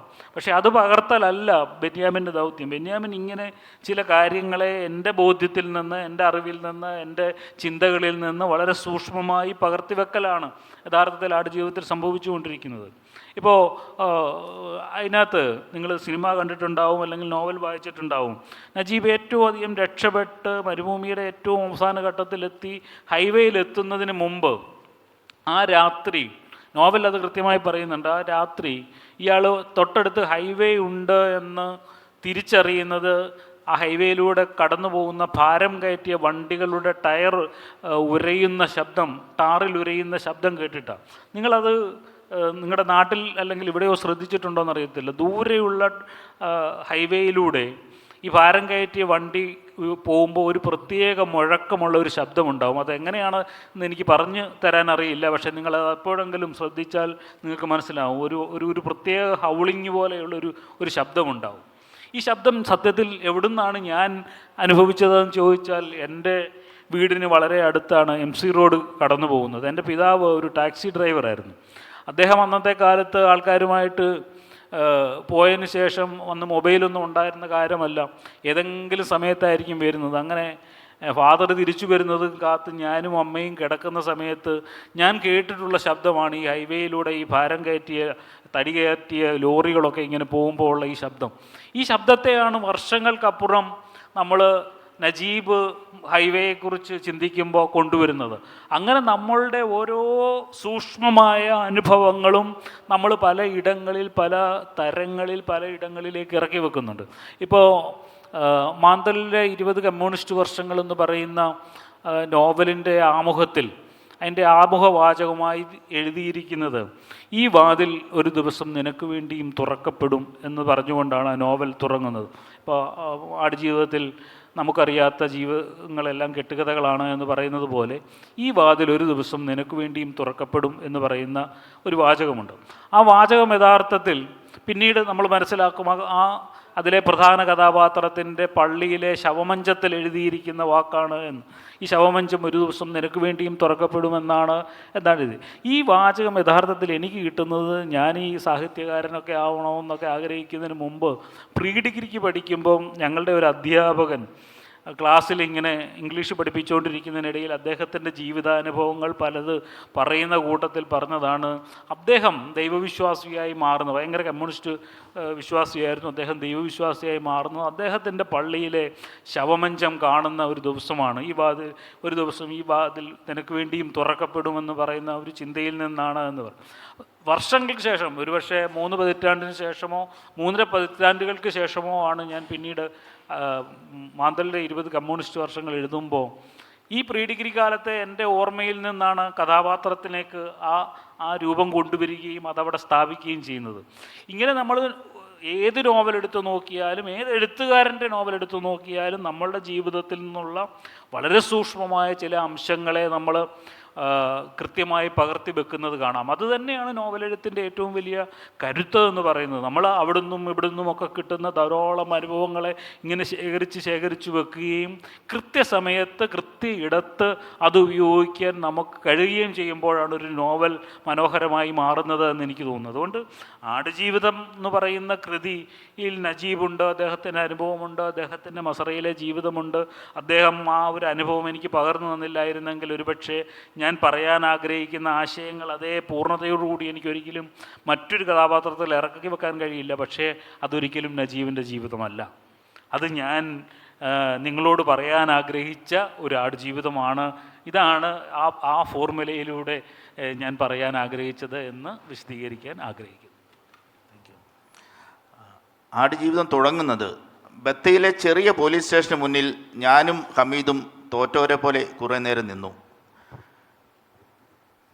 സ്വന്തം കഥ ആരോടും പറയാനാവാതെ ഒടുങ്ങിപ്പോകുന്ന നിസ്സഹായരായ ജീവികൾ. അത്തരത്തിലൊരു പ്രവാസിയാണ് അറബിയുടെ തോട്ടത്തിലെ കൃഷിപ്പണിക്കാരനായിരുന്ന ഹമീദ്. നജീബിൻ്റെയും ഹക്കീമിൻ്റെയും കഥ പകർത്തി എഴുതാൻ ഒരു എഴുത്തുകാരനുണ്ടായി. എന്നാൽ പാതി വഴിയിൽ അപൂർണമായി പോകുന്ന എത്രയെത്ര ജീവിതങ്ങളുണ്ട്. ഒരു വലിയ നിലവിളിയോടെ അർബാബിനാൽ വലിച്ചിഴക്കപ്പെട്ട് ജയിലിൽ നിന്നും പോയ ഹമീദ്, അവൻ്റെ ബാക്കി ജീവിതം എന്തായി തീർന്നു? അത് നിങ്ങളുടെ സങ്കല്പത്തിന് വിടാനേ വഴിയുള്ളൂ എന്നാണ് എനിക്ക് കരുതുന്നത്. ഒരു എഴുത്തുകാരനും എല്ലാ കഥാപാത്രങ്ങളെക്കുറിച്ചും എല്ലാം പറയേണ്ടതില്ല എന്ന് എനിക്ക് തോന്നുന്നു. ഇപ്പോൾ ഹക്കീം എന്ന് പറയുന്ന അതിലൊരു കഥാപാത്രമുണ്ട്. എൻ്റെ ഒരു കൂട്ടുകാരൻ എപ്പോഴും പറയും, നിങ്ങളെപ്പോലെ ക്രൂരനായ ഒരു മനുഷ്യൻ ഈ ഭൂമിയിലില്ല എന്ന്. നിങ്ങൾക്ക് നിസ്സാരമായി ഹക്കീമിനെ രക്ഷപ്പെടുത്താമായിരുന്നു, ആ പാവം പിടിച്ച മനുഷ്യനെ നീ കൊന്നുകളഞ്ഞില്ലേ എന്ന് എപ്പോഴും എന്നോട് ചോദിക്കാറുണ്ട്. ഞാൻ തന്നെ വിചാരിച്ചു, ഞാൻ ആ കഥ എഴുതുമ്പോൾ യഥാർത്ഥ കഥയിൽ നജീബിൻ്റെ കഥയിൽ നജീബും ഹക്കീമും രക്ഷപ്പെട്ടു. രണ്ടുപേരും മരുഭൂമിയിൽ നിന്ന് രക്ഷപ്പെട്ട് വരുന്നതാണ്. കഥ എഴുതാൻ ആരംഭിക്കുന്ന ഒരു ഘട്ടത്തിലോ അതിൻ്റെ ആലോചനയുടെ ഒരു ഘട്ടത്തിലോ ഹക്കീം മരിക്കും, അങ്ങനെ ഒരു കഥാസന്ദർഭം സൃഷ്ടിക്കണമെന്ന് എൻ്റെ ബോധ്യത്തിൽ ഉണ്ടായിരുന്നില്ല. പക്ഷേ നോവൽ എഴുതി വന്ന് അവിടെ എത്തുമ്പോൾ എനിക്ക് തോന്നി ഇവിടെ വെച്ച് ഹക്കീം മരിക്കുന്നതാണ് നല്ലത്. കഥയെ കൂടുതൽ തീക്ഷ്ണമാക്കാൻ ഹക്കീമിൻ്റെ മരണം കൂടുതൽ ഉപകരിക്കുമെന്ന് കരുതി ഞാനത് എഴുതുകയാണ്. പിന്നീട് ഞാൻ എന്നോട് തന്നെ ചോദിച്ചു, എന്തുകൊണ്ടാണ് അങ്ങനെ ഒരു കഥാസന്ദർഭത്തിലേക്ക് ഞാൻ പോയത് എന്ന് ചോദിച്ചാൽ, മരുഭൂമിയെ അതിജീവിച്ച നജീബുമാരുടെ കഥ മാത്രമല്ല, മരുഭൂമിയിൽ ഒടുങ്ങിപ്പോയ എത്രയോ അധികം ഹക്കീമുമാരുടെ ജീവിതം കൂടിയാണ് നമുക്ക് പറയാനുള്ളത് എന്ന്. നമ്മളെല്ലായ്പ്പോഴും ഈ ശബ്ദമുള്ളവരുടെ ബാക്കിയായവരുടെ കഥകൾ പറയുമ്പോൾ ഇതൊന്നും പറയാൻ ബാക്കിയാവാത്ത മനുഷ്യർ കൂടി ഉണ്ടായിരുന്നു എന്ന് നമ്മളുടെ ഒരു ഓർമ്മപ്പെടുത്തലാണ് ഹക്കീം എന്ന് പറയുന്നത്. അതുപോലെ ഒരാളായിരുന്നു ഹമീദും എന്ന് വിശ്വസിക്കാനാണ് എനിക്ക് ഇഷ്ടം. ഒരുപക്ഷെ ഹമീദിൻ്റെ ജീവിതം ബാക്കി എന്തായി എന്ന് ആലോചിക്കാനുള്ള സാധ്യത ഒരു പക്ഷേ ഇവിടുത്തെ പ്രവാസികളായ എഴുത്തുകാർക്ക് ഉണ്ട് എന്നാണ് ഞാൻ കരുതുന്നത്. അതിൽ നിന്ന് നിങ്ങൾക്ക് മറ്റൊരു രചനയിലേക്ക് കടന്നു പോകാവുന്നതേ ഉള്ളൂ. അതുകൊണ്ട് അത് വായനക്കാരൻ്റെയും പുതിയ എഴുത്തുകാരുടെയും ഒക്കെ ഭാവനയ്ക്ക് മുമ്പിലേക്ക് വിടാനാണ് എനിക്ക് ആഗ്രഹം. ആടുജീവിതം അവസാനിക്കുന്ന സന്ദർഭത്തിൽ ആടുജീവിതത്തിൻ്റെ കഥയുടെ അവസാനത്തിലോട്ട് എത്തുമ്പോൾ വളരെ ഞെട്ടലോടെ നജീബും ഒപ്പം വായനക്കാരന് മനസ്സിലാക്കുന്ന ഒരു സത്യമുണ്ട്. അപ്പം നജീബ് അവിടെ എത്തുന്നത്, സൗദിയിലെത്തുന്നത് ഒരു ആടിനെ മേയ്ക്കുന്ന വിസയിലായിരുന്നില്ല, മറിച്ച് ഒരു കൺസ്ട്രക്ഷൻ കമ്പനിയുടെ വിസയിലായിരുന്നു. പക്ഷേ ഈ വിസ, ഇമിഗ്രേഷൻ തുടങ്ങിയ സാങ്കേതിക പിഴവുകളിൽ നജീബ് ഒരിക്കലും എത്തിപ്പെടരുതാത്ത ഒരു ജോലിയിലോട്ട് എത്തിപ്പെടുകയാണ്. അപ്പം ഈ മനുഷ്യൻ ഇത്രമാത്രം സാങ്കേതിക വിദ്യയിലെല്ലാം സൂപ്പർസോണിക് വിമാനങ്ങളും ആണവ റിയാക്ടറുകളും ഒക്കെ കൈകാര്യം ചെയ്യുന്ന ഒരു കാലഘട്ടത്തിൽ പോലും സാങ്കേതികമായ പിഴവുകൾ, ചില പേപ്പർ വർക്കുകളിലൊക്കെ കുടുങ്ങി മനുഷ്യജീവിതം ഇത്തരത്തിൽ തകർന്നു പോകുന്ന ഒരു വലിയ ചിത്രമായിട്ട് അത് തോന്നുന്നുണ്ട്. അപ്പം അതിനെക്കുറിച്ച് അത്തരം ഗൾഫിൽ ജോലി ചെയ്ത് ജീവിച്ച വളരെ കാലം ജീവിച്ച ഒരു വ്യക്തി എന്ന നിലയിൽ അത്തരം ആ സാങ്കേതിക പിഴവുകളുടെ, ഈ വിസ നൂലാമാലകളുടെ ഒക്കെ ചിന്ത തീർച്ചയായും താങ്കൾ അത് അറിഞ്ഞുകൊണ്ട് തന്നെയായിരിക്കുമല്ലോ. തീർച്ചയായിട്ടും നമ്മൾ മലയാളികൾ വളരെ പ്രബുദ്ധരാണ്, കാര്യങ്ങൾ മുഴുവൻ അറിയാമെന്നൊക്കെ വിചാരിക്കുന്നെങ്കിൽ പോലും നമ്മൾ ഇപ്പോഴും എത്രയധികം തൊഴിൽ തട്ടിപ്പുകൾക്ക് നമ്മൾ വിധേയരായിക്കൊണ്ടിരിക്കുന്നു എന്നുള്ളതാണ്. കഴിഞ്ഞ ദിവസം ഒരു വാർത്തയുണ്ടായിരുന്നു. റഷ്യൻ പട്ടാളത്തിൻ്റെ പിടിയിലായിരുന്ന യുവാവ് നിലവിളിച്ചുകൊണ്ട് ഇന്ത്യൻ ഭരണാധികാരികൾക്ക് അപേക്ഷ അയക്കുകയും എന്നെ അവിടുന്ന് രക്ഷപ്പെടുത്തണമെന്ന് ആഗ്രഹിക്കുകയും ഒക്കെ ചെയ്തു. ഏറ്റവും പുതിയ കാലത്താണ്. ഇപ്പോൾ കഴിഞ്ഞ ദിവസം ആ പയ്യൻ രക്ഷപ്പെട്ട് വന്നു എന്നുകൊണ്ടാണ്. അപ്പോൾ റഷ്യയിൽ ഒരു ജോലിയുണ്ട് എന്ന് പറഞ്ഞാൽ അതിൻ്റെ പേപ്പർ വർക്കുകളോ അതിൻ്റെ കാര്യങ്ങളോ ഒന്നും ആലോചിക്കാതെ ചിന്തിക്കാതെ ഇറങ്ങിപ്പുറപ്പെടുകയാണ്. അവിടെ ചെല്ലുമ്പോഴാണ് അറിയുന്നത് ഇത് കൂലിപ്പട്ടാളമായി യുദ്ധമുഖത്ത് പോകാൻ വേണ്ടിയാണ് ഞാൻ ഇറങ്ങി തിരിച്ചിരിക്കുന്നത് എന്ന് നമ്മൾ മനസ്സിലാക്കുകയാണ്. യൂറോപ്യൻ രാജ്യങ്ങളിലേക്ക് പോകുന്നവർ നമുക്കറിയാം, അമേരിക്കയിൽ കൊണ്ടുപോകാമെന്ന് പറഞ്ഞുകൊണ്ട് കോടിക്കണക്കിന് രൂപ വാങ്ങിച്ചിട്ട് പറ്റിക്കപ്പെടുന്ന ഒരു സ്ഥിതിവിശേഷം. അപ്പോൾ നമുക്ക് നിയമങ്ങളെക്കുറിച്ച് ബോധ്യമുണ്ട്, നമുക്ക് ചെക്ക് ചെയ്യണമെന്ന് അറിയാവുന്ന ഭാഷാ പരിജ്ഞാനമുണ്ട്, നിയമപരിജ്ഞാനമുണ്ട്. എങ്കിൽ പോലും നമ്മൾ ഇത്തരത്തിലുള്ള തട്ടിപ്പുകൾക്ക് വിധേയരാകുന്ന ഈ കാലത്ത്, പിന്നെ 10-30 വർഷം മുമ്പ് നിരക്ഷരനായ ഒരു യുവാവ് അത്തരത്തിൽ പ്രവർത്തിച്ചുവെങ്കിൽ എന്താണ് നമുക്ക് അത്ഭുതം പറയാനുള്ളത്? എന്ന് മാത്രമല്ല, ഇത്തരം തട്ടിപ്പുകൾ ധാരാളമായി നടക്കുന്നു. ഞാൻ ഈ ആടുജീവിതം എഴുതിയതിന് ശേഷം ഒരിക്കൽ ഖത്തറിൽ പോയപ്പോൾ ഖത്തർ എംബസിയിൽ മാത്രം 140 മിസ്സിംഗ് കേസുകളാണ് മലയാളികളുടെ രേഖപ്പെടുത്തിയിരിക്കുന്നത്. അതെങ്ങനെയാണെന്ന് ചോദിച്ചാൽ, ഖത്തറിൽ ആൾക്കാരെ ഇറക്കിയതിന് ശേഷം അവിടുന്ന് സൗദികൾ അവിടുത്തെ ബോർഡർ കടത്തി സൗദി അറേബ്യയിലേക്ക് കൊണ്ടുപോകും. അവിടുത്തെ നിയമ വ്യവസ്ഥയും അവിടുത്തെ പോലീസുകാരെയൊക്കെ സ്വാധീനിച്ചിട്ട് ഇത് സൗദിയിൽ എത്തിക്കഴിഞ്ഞാൽ പിന്നീട് അയാൾ അവിടെ ആ രാജ്യത്ത് അനധികൃതമായി കടന്ന ആളായി മാറും. കാരണം അയാൾ സൗദിയിൽ വന്നിട്ടുള്ള ഒരാളല്ല. ഖത്തറിനെ സംബന്ധിച്ചിടത്തോളം ഖത്തറിൽ നിന്ന് മിസ്സിംഗ് കേസുമായി മാറുകയും ചെയ്യും. ഇത്തരത്തിലുള്ള ചതിവിൻ്റേതായ കഥകൾ ധാരാളം നടക്കുന്നുണ്ട്. തൊഴിൽ തട്ടിപ്പുകൾ ധാരാളമായി നടക്കുന്നുണ്ട്. അത് ഈ പുതിയ കാലത്തും നടന്നുകൊണ്ടിരിക്കുന്നുണ്ട് എന്നുള്ളത് ഭയങ്കര അത്ഭുതമാണ്. ഇറ്റലിയിലേക്ക് പോകുന്ന മനുഷ്യർ, മറ്റ് പല സ്ഥലങ്ങളിലേക്ക്, ആഫ്രിക്കൻ രാജ്യങ്ങളിലേക്ക് ഇപ്പോൾ പുതിയ തൊഴിൽ തേടി പോകുന്ന മനുഷ്യർ അങ്ങനെ നിരന്തരം നമ്മൾ എത്രയൊക്കെ ബോധ്യമുണ്ട് എങ്കിൽ പോലും പുതിയൊരു സാഹചര്യം, കുറച്ച് പണം കിട്ടുന്ന ഒരു സാഹചര്യമുണ്ട് എന്ന് അറിഞ്ഞാൽ നമ്മളത് ഇച്ചിരി നിയമവിരുദ്ധമാണ് എങ്കിൽ പോലും അവിടെ എത്തപ്പെടാനുള്ള ഒരു ശ്രമത്തിൻ്റെ ഭാഗമായി നമ്മളതിന് നിന്നു കൊടുക്കുകയും ചിലപ്പോൾ അതിൽ 1-2 പേര് നിയമവിരുദ്ധമായി എത്തപ്പെടുന്നുണ്ടാവാം. അതാത് രാജ്യങ്ങളിൽ, ഇപ്പോൾ യൂറോപ്പിൽ എത്തപ്പെടുകയോ അമേരിക്കയിൽ എത്തപ്പെടുകയോ ഒക്കെ ചെയ്യുന്നുണ്ടാവും. പക്ഷേ അതിലെത്രയോ 1000 ആളുകളാണ് യഥാർത്ഥത്തിൽ ഇത്തരത്തിലുള്ള വഞ്ചനയ്ക്ക് വിധേയരാകുന്നത് എന്നൊരു ബോധ്യമുണ്ട്. അതുകൊണ്ട് നമ്മൾ കുറേ കൂടി അവെയർ ആവുക എന്നുള്ളതാണ് യഥാർത്ഥത്തിൽ ശ്രമിക്കേണ്ടത്. ഈ നോവൽ പോലെയുള്ള കൃതികൾ അത്തരത്തിലുള്ള ഒരു ചെറിയ അവെയർനെസ് മുന്നോട്ട് വെക്കാനുള്ള ഒരു ശ്രമം കൂടി നടത്തുന്നുണ്ട് എന്നുകൂടി പറയാൻ ആഗ്രഹിക്കുന്നു. ഒപ്പം നജീബ് അനുഭവിച്ച ജീവിതത്തിൻ്റെ ആ തീക്ഷ്ണമായ വേദന നോവലിൻ്റെ അവസാന വാചകം വരെയുണ്ട്. നോവൽ അവസാനിക്കുമ്പോൾ ബോർഡിംഗ് പാസുമായി വിമാനത്തിലോട്ട് കയറുമ്പോൾ വിലം കണിഞ്ഞ 80 ആടുകളെ ഒരു മസറിയിലേക്ക് ആട്ടിത്തെളിച്ച് കയറ്റുന്നതായിട്ടാണ് എനിക്കപ്പോൾ തോന്നിയത്. അതിൽ ഒരാട് ഞാനായിരുന്നു. അങ്ങനെയാണ് നോവൽ അവസാനിക്കുന്നത്. അപ്പം ഈ നോവലിൻ്റെ അവസാനം വരെ ആ ഒരു മനുഷ്യൻ അനുഭവിച്ച ആടുജീവിതം, മനുഷ്യജീവിതം പകർന്ന ആടുജീവിതമായി മാറിയ ആ ജീവിതത്തിൻ്റെ ആ തീക്ഷ്ണമായ വേദനയുടെ അവസാന വാചകത്തിലും താങ്കൾ നിലനിർത്തിയിട്ടുണ്ട്. അപ്പം ഈ അവസാനം അങ്ങനെ തന്നെയാണോ ആലോചിച്ചത്? മറ്റെന്തെങ്കിലും ആലോചന ഉണ്ടായിരുന്നോ നോവലിൻ്റെ അവസാനത്തെക്കുറിച്ച്? ഇല്ല, യഥാർത്ഥത്തിൽ നിങ്ങൾ പറഞ്ഞാൽ വിശ്വസിക്കുമോ എന്നറിയില്ല, ആടുജീവിതത്തിലെ അവസാന അധ്യായമാണ് ഞാൻ ആദ്യം എഴുതുന്നത്. ഒരിക്കലും ലീനിയറായി എഴുതിയ ഒരു നോവലേ അല്ല ആടുജീവിതം. ആടുജീവിതം പല ഘട്ടത്തിൽ പല തരത്തിലുള്ള ആലോചനയിലൂടെ കടന്നു പോവുകയും പല അധ്യായങ്ങൾ പലയിടങ്ങളിൽ നിന്ന് എഴുതുകയും പിന്നീട് അതിനൊരു ലീനിയാരിറ്റി ഉണ്ടാക്കുകയുമാണ് ചെയ്തിട്ടുള്ളത്. അപ്പോൾ എല്ലാ വേദനയുടെയും ഒടുവിൽ അയാൾ ആ ആടിൽ തന്നെ അത് കാണുന്നു എന്ന് പറയുന്ന ഒന്നിൽ തന്നെ അവസാനിക്കണമെന്ന ഒരു ചിന്തയോടുകൂടി തന്നെയാണത് എഴുതി പൂർത്തീകരിച്ചത്. അതിന് മറ്റൊരു അന്ത്യം ഉണ്ടാവണമെന്ന് ഞാൻ ആഗ്രഹിച്ചിട്ടില്ല, അങ്ങനെ ഒരു പരീക്ഷണം നടത്തിയിട്ടില്ല എന്നുള്ളതാണ് യാഥാർത്ഥ്യം. താങ്കളുടെ വായനയെക്കുറിച്ചാണ്. 92 ഏപ്രിൽ 4 നജീബ് റിയാദിൽ കാലുകുത്തുന്ന അന്നാണ് ബെന്നി ഡാനിയൽ എന്നൊരു യുവ എഞ്ചിനീയർ ബഹ്റിനിലെത്തുന്നത്. അപ്പോൾ ഗൾഫിൽ എത്തപ്പെട്ട സാഹചര്യം താങ്കൾ പറഞ്ഞിട്ട് ആ സാഹചര്യത്തെ താങ്കൾ വായനയിലോട്ട്, വളരെ ഭ്രാന്തമായ ഒരു വായനയിലോട്ട്, ഒരു വർഷം ഏകദേശം 160 പുസ്തകങ്ങൾ വരെ വായിക്കുന്ന ഒരു അവസ്ഥയുണ്ടായി. അപ്പോൾ അങ്ങനെ വായിക്കുന്ന ഓരോ കൃതികളുടെയും സംക്ഷിപ്ത കുറിപ്പ് എഴുതി വെക്കുക, അതിലെ പ്രധാന ഡയലോഗുകൾ പകർത്തി വെക്കുക, ഇങ്ങനെയൊക്കെയുള്ള ശീലങ്ങളുണ്ടായിരുന്നു. അതിനുശേഷം ഒരു കുറഞ്ഞത് 7 വർഷത്തെയെങ്കിലും അത്തരം ഒരു തീക്ഷ്ണമായ വായനയുടെ ദിനങ്ങൾക്കൊടുവിലാണ് ഞാനൊരു വരിയെങ്കിലും എഴുതാൻ ധൈര്യപ്പെട്ടതെന്ന് താങ്കൾ എഴുതിയിട്ടുണ്ട്. അപ്പം അപ്പോൾ ഇത്തരത്തിൽ എനിക്ക് തോന്നുന്നു ഇന്ന് ഈ കാലത്തെ നമ്മൾ പ്രവാസ ലോകത്തുള്ള എഴുത്തുകാരുടെയൊക്കെ ഒരു വലിയ പ്രശ്നം അവരുടെ വായനയുടെ വളരെ ഒരു പരിമിതിയാണ്. അപ്പം എല്ലാവരും എഴുതുന്നു, പക്ഷേ വായിക്കുന്നത് വളരെ കുറവാണ്. അപ്പം താങ്കൾ പക്ഷേ ഏകദേശം ഒരു 7 വർഷം നീണ്ട വളരെ തീക്ഷ്ണമായ വായനയ്ക്കൊടുവിലാണ് ഒരു വരിയെങ്കിലും എഴുതാൻ തുടങ്ങി താങ്കൾ പറഞ്ഞിട്ടുണ്ട്. അപ്പം താങ്കളുടെ വായന അനുഭവങ്ങളൊന്ന് പങ്കുവയ്ക്കും. 7 വർഷം കൊണ്ട് എൻ്റെ വായന അവസാനിപ്പിച്ചിട്ടില്ല. ഞാൻ ഇപ്പോഴും ഭയങ്കരമായി വായിക്കുന്ന ആളാണ്. വളരെ ധാരാളം വായിക്കുകയും വളരെ കുറച്ച് എഴുതുകയും ചെയ്യുന്ന ഒരാളെന്ന നിലയിലാണ് ഞാൻ എന്നെ തന്നെ നോക്കിക്കാണുന്നത്. എനിക്ക് എന്നോട് തന്നെയുള്ള ഒരു അഭിമാനം അതുമാത്രമേ ഉള്ളൂ.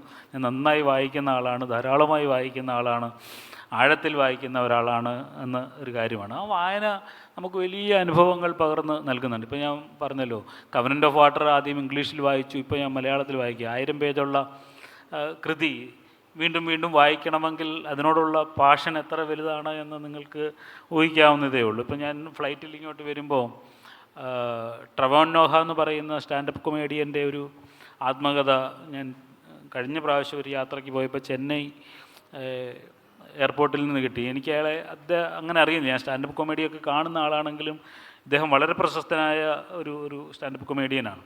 അപ്പോൾ അത് യാദൃച്ഛികമായിട്ട് വായിക്കാനുള്ള കാരണം അത് സൗത്ത് ആഫ്രിക്കയിലെ അപ്പാർത്തീഡിൻ്റെ കാലത്ത്, വർണ്ണവിവേചനത്തിൻ്റെ കാലത്ത് ജനിച്ചു വളർന്ന ഒരാളെന്ന നിലയിൽ അയാളുടെ ജീവിതത്തെക്കുറിച്ച് പറയുന്ന ഒന്നാണെന്ന് അതിൻ്റെ വെർബിൽ കണ്ടതുകൊണ്ടാണ് ഞാനത് വായിച്ചത്. പിതാവ് വൈറ്റാണ്, മാതാവ് ബ്ലാക്കാണ്. അപ്പോൾ അങ്ങനെയുള്ള ഒരു മിക്സ് സങ്കരവർഗ്ഗക്കാരന് എങ്ങനെയാണ് അപ്പാർത്തീഡിൻ്റെ കാലത്ത് ജീവിക്കേണ്ടി വരുന്നത് എന്ന് പറയുന്ന വളരെ തീക്ഷ്ണമായ ജീവിതാനുഭവം അതിനകത്ത് കൃത്യമായി പറയുന്ന ഒരു പുസ്തകമാണ്. എന്നാൽ അദ്ദേഹം ഇതിനെ വളരെ ഫണ്ണിയായിട്ടാണ് പലപ്പോഴും കാണുകയും ഒക്കെ ചെയ്യുന്നത്. കുടിയേറ്റത്തെ സംബന്ധിച്ച്, ജീവിതത്തെ സംബന്ധിച്ച്. കാരണം ബോൺ എ ക്രൈം എന്നാണ് പുസ്തകത്തിൻ്റെ പേര് തന്നെ. അന്ന് ആ അപ്പാർത്തീഡിൻ്റെ കാലത്ത് ഈ വെള്ളക്കാരും കറുത്ത വർഗ്ഗക്കാരും തമ്മിൽ ബന്ധപ്പെടാനോ വിവാഹം കഴിക്കാനോ പാടില്ലായിരുന്നു. അങ്ങനെയുള്ള കുട്ടികൾ ക്രൈമായിട്ടാണ് കണ്ടിരുന്നത്. അങ്ങനെ ബന്ധപ്പെട്ട് എങ്കിൽ സ്ത്രീയാണെങ്കിൽ 5 വർഷവും പുരുഷൻ 4 വർഷവും ജയിൽ ശിക്ഷ അനുഭവിക്കണമെന്ന് പറയുന്ന ഒരു വലിയ കുറ്റത്തിൽ നിന്നാണ് ഞാൻ ജനിച്ചത് എന്ന് പറയുന്ന, വെള്ളക്കാരനാണോ വെള്ളക്കാരനും അല്ല, ബ്ലാക്കാണോ ബ്ലാക്കും അല്ല എന്ന് പറയുന്ന ഒരു ജീവിതം ജീവിക്കേണ്ടി വരുന്ന ഒരു മനുഷ്യൻ്റെ കഥ. നമ്മളങ്ങനെ ഓരോ ജീവിതത്തിലൂടെയും കടന്നു പോകുമ്പോൾ നമ്മൾ അറിയാത്ത എത്രയോ അനുഭവങ്ങളെയാണ് നമ്മൾ കണ്ടുമുട്ടുകയും പരിചയിക്കുകയും ഒക്കെ ചെയ്യുന്നത്. അതുകൊണ്ട് എല്ലാ കാലത്തും വായന ഒരു വലിയ അനുഭവം പോലെ ഞാൻ കൊണ്ടു നടക്കുന്ന ഒരാളാണ്. ഇപ്പോൾ കാലിഗ്രാഫേഴ്സ് സീക്രട്ട് എന്ന് പറയുന്ന ഒരു സിറിയൻ നോവൽ വായിക്കാൻ ഇടയായി. നല്ല രസകരമായി. സിറിയയെക്കുറിച്ച് വിചാരിക്കുമ്പോൾ നമ്മൾ എപ്പോഴും അതൊരു ഇസ്ലാം കേന്ദ്രീകൃത സൊസൈറ്റി ആയിരിക്കുമെന്നാണ് വിചാരിക്കുന്നത്. പക്ഷേ അത് സിറിയയിലെ ക്രിസ്ത്യൻ ജീവിതത്തെക്കുറിച്ചാണ് ആ നോവൽ. ഭയങ്കര രസകരമായ, എന്നാൽ മുസ്ലിം കഥാപാത്രങ്ങളും കാലിഗ്രാഫിയുടെ ഒരു വലിയ ചരിത്രവും ഒക്കെ പറയുന്നുണ്ട്. ഇപ്പോൾ നിങ്ങൾക്കറിയാം, ഒർഹാൻ പാമൂക്കിൻ്റെ മൈ നെയിം ഈസ് റെഡ് എന്ന് പറയുന്ന നോവൽ കാലിഗ്രാഫിയെക്കുറിച്ചുള്ള ഒരു വലിയ സൂക്ഷ്മചിത്രകലയെക്കുറിച്ചുള്ള നോവലാണ്. ഞാനെപ്പോഴും ഇപ്പോൾ ഈ നോവൽ വായിച്ചു കഴിഞ്ഞപ്പോൾ എനിക്ക് തോന്നി, ഒർഹാൻ പാമൂക്കിന് ആ ആശയം വീണ് കിട്ടിയത് ഒരു പക്ഷേ ഈ കാലിഗ്രാഫേഴ്സ് സീക്രട്ട് എന്ന് പറയുന്ന നോവലിൽ നിന്നാവാം. ഈ മൈ നെയിം ഈസ് റെഡ് ഒക്കെ എഴുതുന്നതിന് വളരെ കാലം മുമ്പ് എഴുതിയ ഒരു നോവലാണ്. അപ്പോൾ അത്തരത്തിലുള്ള വ്യത്യസ്തമായ കൃതികളിലൂടെ കടന്നു പോകുക, വായിക്കുക, അത് ആസ്വദിക്കുക എന്നത് ഇപ്പം അന്നത്തെ പോലെ, ഇപ്പോൾ ചെറുപ്പകാലത്തെ പോലെ നോട്ടുകൾ എഴുതി വെക്കുകയോ ഫേസ്ബുക്കിൽ കുറിപ്പിടുകയോ ഒന്നുമില്ല. വായിക്കുക മാത്രമാണ് ചെയ്യുന്നത്. അതോടൊപ്പം തന്നെ ചരിത്ര പുസ്തകങ്ങൾ ധാരാളമായി വായിക്കാനുള്ള ഒരു ശ്രമം നടത്താറുണ്ട്. നമുക്ക് വളരെ കൗതുകകരമായ ധാരാളം വിവരങ്ങൾ ചരിത്രത്തിൽ നിന്ന് ലഭിക്കും എന്നുള്ളതാണ്. ഇപ്പോൾ വില്യം ഡാൽറംബിലിൻ്റെ അനാർക്കി എന്ന് പറയുന്ന പുസ്തകം ഈ അടുത്തിടയ്ക്കാണ് വായിച്ചത്. അപ്പോൾ അതിനകത്ത് രസകരമായ 2 സന്ദർഭങ്ങൾ പറയുന്നുണ്ട്. ചെന്നൈ എന്ന് നമ്മളിപ്പോൾ വിളിക്കുന്ന മദ്രാസ് എന്ന് പറയുന്ന പട്ടണം ഉണ്ടായത് എങ്ങനെയാണ് എന്നതിനെ സംബന്ധിച്ച് ഭയങ്കര രസകരമായ ഒരു സംഭവം അതിനകത്ത് പറയുന്നത്, അന്ന് ബ്രിട്ടീഷ് കപ്പലും അതിൻ്റെ ബ്രിട്ടീഷ് മേധാവികളും വന്നിട്ട് വിജയനഗര സാമ്രാജ്യത്തിൻ്റെ അധികാരികളോട് ഞങ്ങൾക്ക് ഇവിടെ ഒരു കോട്ട പണിയാൻ ഒരു അവസരം വേണം എന്ന് പറയുന്നു. അപ്പം വിജയനഗര സാമ്രാജ്യത്തിൻ്റെ അധികാരികൾ പറഞ്ഞു, ശരി പണിഞ്ഞോളൂ എന്ന് ചോദിച്ചു. നിങ്ങൾക്ക് എവിടെയാണ് പണിയേണ്ടത് എന്ന് ചോദിച്ചപ്പോൾ പറഞ്ഞു, ഇവിടെ മദ്രാസപ്പട്ടണം എന്ന് പറയുന്ന മുക്കോ ഗ്രാമത്തിനടുത്ത് എവിടെയെങ്കിലും വേണം, അത് പണിയാനെന്ന് പറഞ്ഞു. അന്ന് ഈ മദ്രാസ് പട്ടണം എന്ന് പറയുന്നത് വളരെ ചെറിയ ഒരു ഗ്രാമമാണ്. അപ്പോൾ എന്തിനാണ് ബ്രിട്ടീഷ് അധികാരി അങ്ങനെ ഒരു ആവശ്യം ഉന്നയിച്ചതെന്ന് ചോദിച്ചാൽ, ഇയാൾ അവിടെ എത്തിയപ്പോൾ തന്നെ ഒരു തമിഴ് സ്ത്രീയുമായിട്ട് പ്രണയത്തിലായി. ഇവിടെ എല്ലാ ദിവസവും പോയി കണ്ടിട്ട് വരുന്ന ദൂരത്തിൽ വേണം കോട്ട പണിയാൻ എന്നാണ്. അപ്പോൾ വില്യം ഡാൽറംബ് പറയുന്നത് ഈ ബ്രിട്ടീഷ് അധികാരി വേറെ വല്ല സ്ത്രീയുമായിട്ടായിരുന്നു ബന്ധപ്പെടുകയും പ്രണയത്തിലേർപ്പെടുകയും ചെയ്തിരുന്നെങ്കിൽ ഇന്ന് മദ്രാസ് എന്ന് പറയുന്നൊരു പട്ടണം ഉണ്ടാവില്ലായിരുന്നു. ആ കോട്ടയ്ക്ക് ചുറ്റും പിന്നീട് ആ പട്ടണം വളരുകയും വലുതാവുകയും ഒക്കെ ചെയ്ത ഒരു ചരിത്രം. 2, മുംബൈ എന്ന് പറയുന്ന വലിയ നഗരത്തെക്കുറിച്ചുള്ള കഥ പറയുന്നത് പോർച്ചുഗീസിലെ ഒരു കുമാരിയും ബ്രിട്ടനിലെ ഒരു രാജകുമാരനും തമ്മിൽ വിവാഹം കഴിച്ചപ്പോൾ സ്ത്രീധനമായി കൊടുത്തതാണ് മുംബൈ എന്ന് പറയുന്ന 7 ദ്വീപുകൾ. ആദ്യത്തെ 2 വർഷക്കാലത്തോളം ബ്രിട്ടീഷ് അധികാരികൾക്ക് ഇതെവിടെയാണെന്ന് അറിഞ്ഞുകൂടായിരുന്നു. അപ്പോൾ ഈ സ്ത്രീധനത്തോടൊപ്പം കൊടുത്ത മാപ്പ് വഴിയിൽ എവിടെയോ കളഞ്ഞുപോയി. അതുകൊണ്ട് അവർ വിചാരിച്ചിരുന്നത് ഈ മുംബൈ എന്ന് പറയുന്ന പട്ടണം ബ്രസീലിൽ എവിടെയാണോ എന്നാണ് ബ്രിട്ടീഷുകാർ വിചാരിച്ചിരുന്നത്.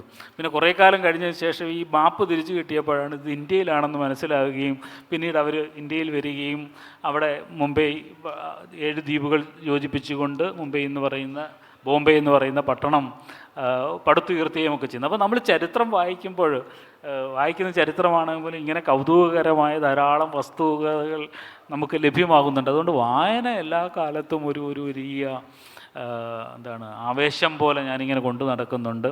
അതിൻ്റെ ഒരു ചെറിയ ഇടം മാത്രമാണ് എഴുത്ത് എന്ന് പറയുന്നത്. താങ്കളുടെ പുസ്തകങ്ങളുടെ പേരുകൾ വളരെ ശ്രദ്ധേയമാണ്. ആസ്വാദകരെ പിടിച്ചിരുത്തുന്ന പേരുകളാണ്. ആടുജീവിതം മുതൽ അക്കപ്പോരിൻ്റെ 20 നസ്രാണി വർഷങ്ങൾ, മഞ്ഞവെയിൽ മരണങ്ങൾ,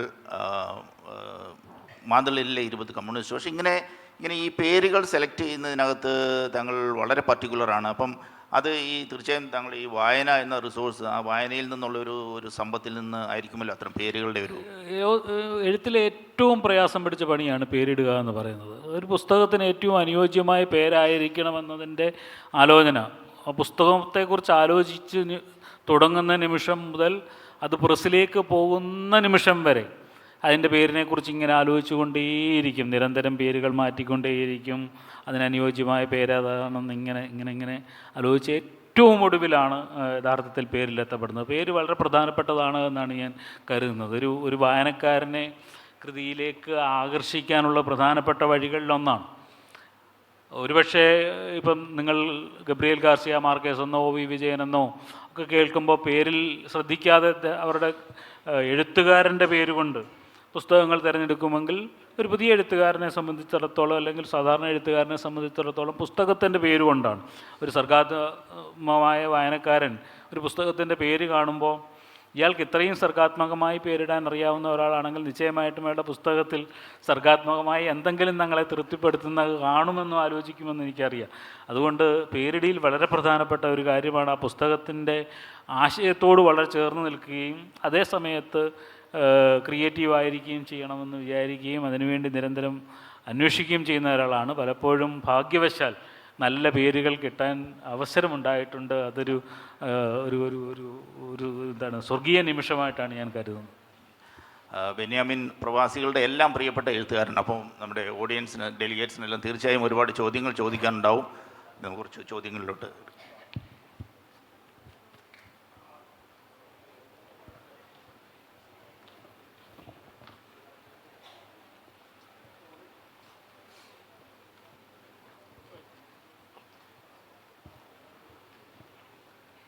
നമസ്കാരം. എനിക്കൊരു അഡ്വൈസിന് വേണ്ടിയിട്ടാണ്. നമ്മൾ ആദ്യമായിട്ട് എഴുതാൻ തുടങ്ങുന്ന അല്ലെങ്കിൽ എഴുതാൻ ആഗ്രഹിക്കുന്ന എന്നെപ്പോലുള്ള തുടക്കക്കാർക്കുള്ളൊരു അഡ്വൈസാണ്. നമ്മൾ എഴുതാൻ തുടങ്ങി കുറച്ച് കഴിയുമ്പോഴത്തേനും നമ്മൾ സ്റ്റോപ്പ് ആവുകയാണ്. നമുക്കത് തുടർന്ന് എഴുതാൻ നമ്മളുടെ ചിന്തകൾ നിന്ന് പോകുന്നത് പോലെയോ അല്ലെങ്കിൽ തുടർന്ന് എഴുതുന്നത് എന്താണ് എന്നറിയാൻ പറ്റാത്തൊരു ഘട്ടത്തിൽ നിൽക്കാറുണ്ട്. അപ്പോൾ അതിന് നമുക്ക് എന്ത് അഡ്വൈസാണ് എഴുതാൻ ആഗ്രഹിക്കുന്ന അല്ലെങ്കിൽ തുടങ്ങാൻ ആഗ്രഹിക്കുന്നവർക്ക് വേണ്ടിയിട്ട് സാറിന് പറയാനുള്ളത്? എൻ്റെ രീതി എങ്ങനെയാണെന്ന് ചോദിച്ചാൽ, നമ്മുടെ ഉള്ളിലൊരു ആശയം രൂപപ്പെട്ട് കഴിഞ്ഞാൽ അതിനെ സംബന്ധിച്ചൊരു ഏകദേശ ധാരണ നമ്മളുടെ പൂർണ്ണമായും ഉണ്ടാക്കും. അല്ലാതെ അവ്യക്തമായ ഇടത്തിൽ നിന്നല്ല നമ്മൾ എഴുത്ത് ആരംഭിക്കുന്നത്. ആ കഥ എവിടെ നിന്ന് തുടങ്ങുന്നു, എവിടെ അവസാനിക്കുന്നു, അതിൻ്റെ ഇടഭാഗം ഏതൊക്കെ ആയിരിക്കണം എന്നതിനെ സംബന്ധിച്ച് നമ്മൾ ഓരോ ദിവസവും നിരന്തരം ആലോചിക്കുകയും അതിൻ്റെ ഒരു ഏകദേശ രൂപം പൂർണ്ണമായും നമ്മുടെ മനസ്സിലുണ്ടാവുകയും ചെയ്യും. പിന്നീട് നമുക്ക് എവിടെ നിന്ന് വേണമെങ്കിലും എഴുതാം. പലപ്പോഴും നമ്മുടെ എഴുത്തിനെ തടസ്സപ്പെടുത്തുന്ന പ്രധാനപ്പെട്ട കാരണങ്ങളിലൊന്ന് നമ്മൾ ലീനിയറായി എഴുതാൻ തുടങ്ങുന്നതാണ്. നമ്മുടെ കഥയാവട്ടെ നോവലാവട്ടെ ഒന്നാമത്തെ വരി ഇങ്ങനെ ആയിരിക്കണം, ഒന്നാമത്തെ ഭാഗം ഇങ്ങനെയാണ്, ഇങ്ങനെ എഴുതി എഴുതി ഒരു ഘട്ടം ചെല്ലുമ്പോൾ നമുക്കറിയില്ല അപ്പുറത്തെ ഭാഗത്ത് എന്താണ് എന്നതിനെ സംബന്ധിച്ച്. നിങ്ങൾക്ക് നോൺ ലീനിയറായി എഴുതാൻ കഴിയുമെങ്കിൽ ഇന്നത്തെ ദിവസം നമ്മൾ എഴുന്നേറ്റുണരുമ്പോൾ രണ്ട് കഥാപാത്രങ്ങൾ തമ്മിലുള്ള ഒരു പ്രധാനപ്പെട്ട സംഭാഷണമായിരിക്കും നമ്മുടെ മനസ്സിലേക്ക് വരുന്നത്. അതൊരു ഭാഗത്ത് എഴുതി വെക്കാം.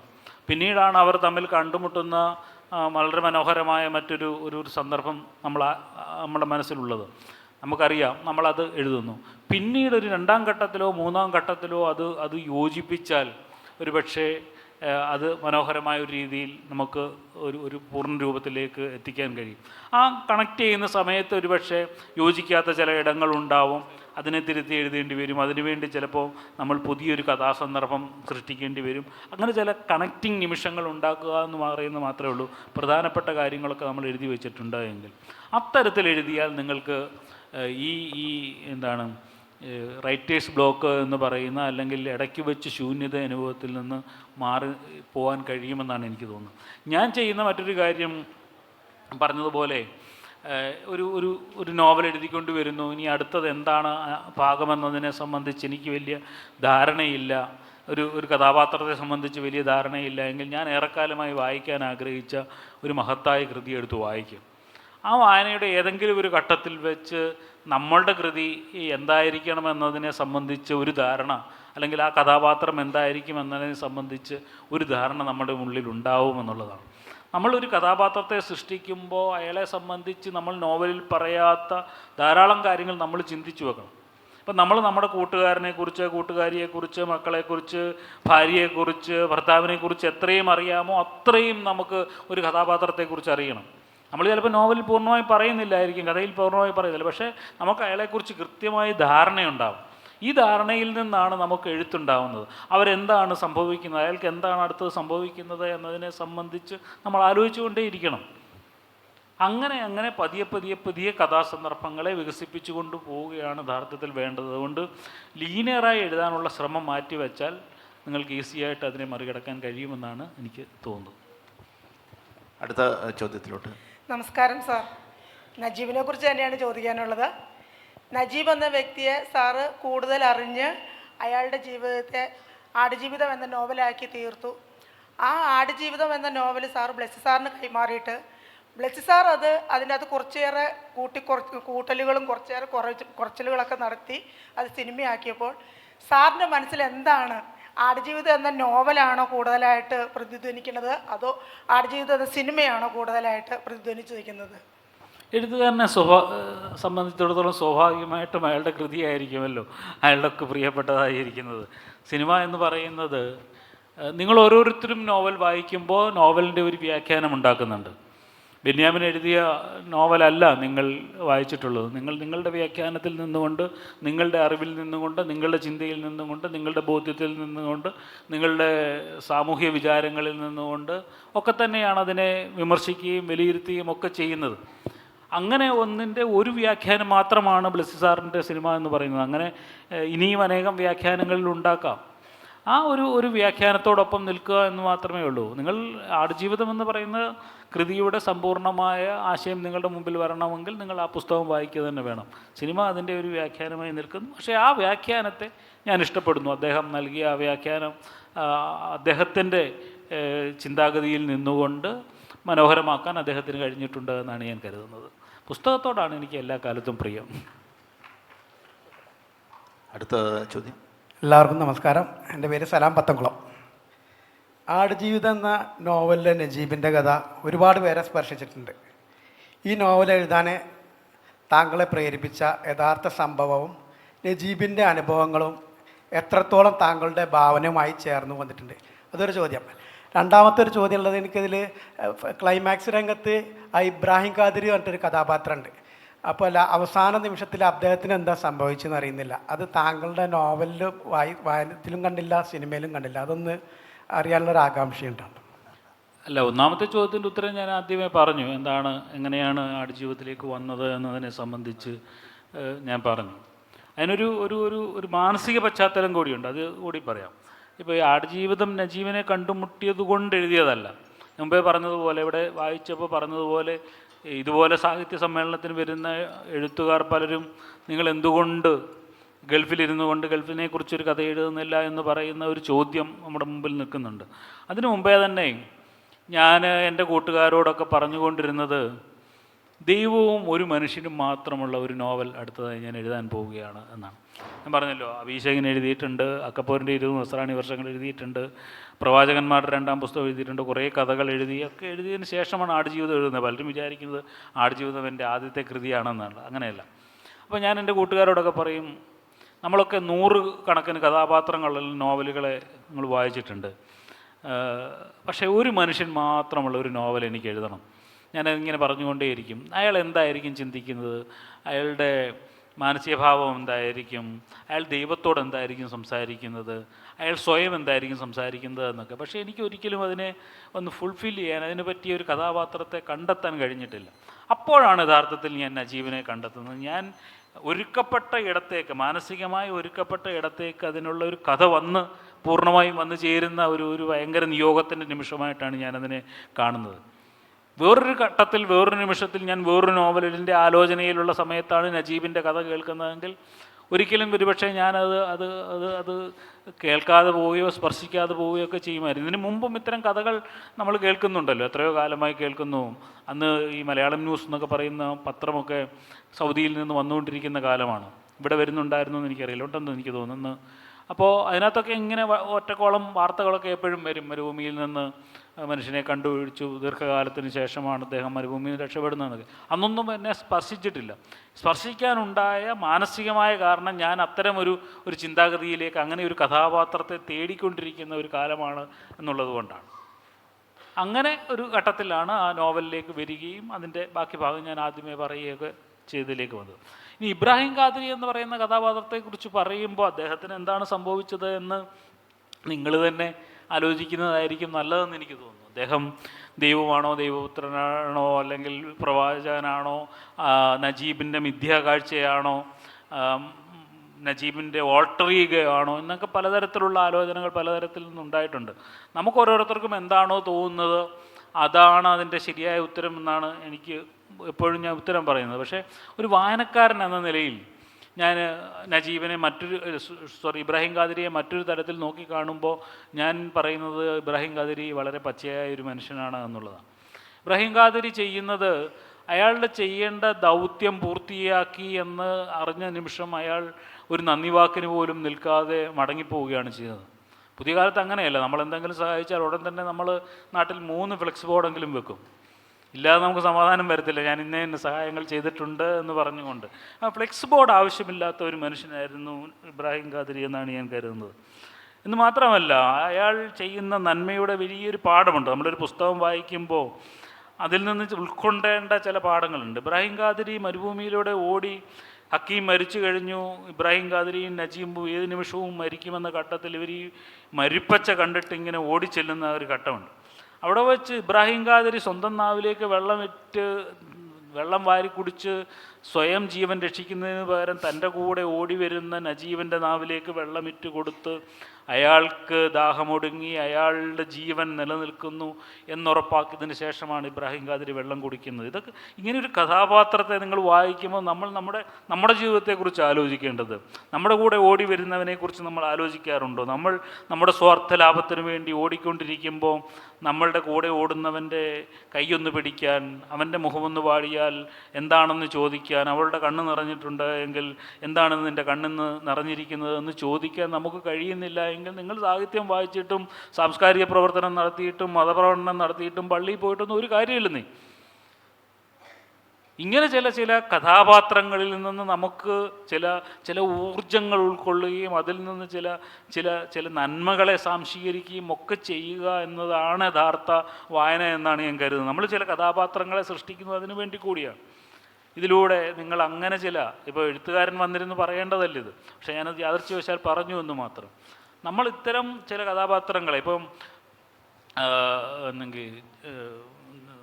വിക്ടർ ഹ്യൂഗോയുടെ പാവങ്ങൾ എന്ന് പറയുന്ന നോവലിലെ ജീൻ വാൽജീൻ എന്ന് നമ്മൾ വിളിക്കുന്ന അല്ലെങ്കിൽ നമ്മൾ പഠിച്ചിട്ടുള്ള ഴാങ്ങുവാൾ ഴാങ്ങെന്നാണ് അത് ഉച്ചരിക്കേണ്ടത് എന്ന് എം കൃഷ്ണൻ നായർ സാർ എപ്പോഴും പറയും.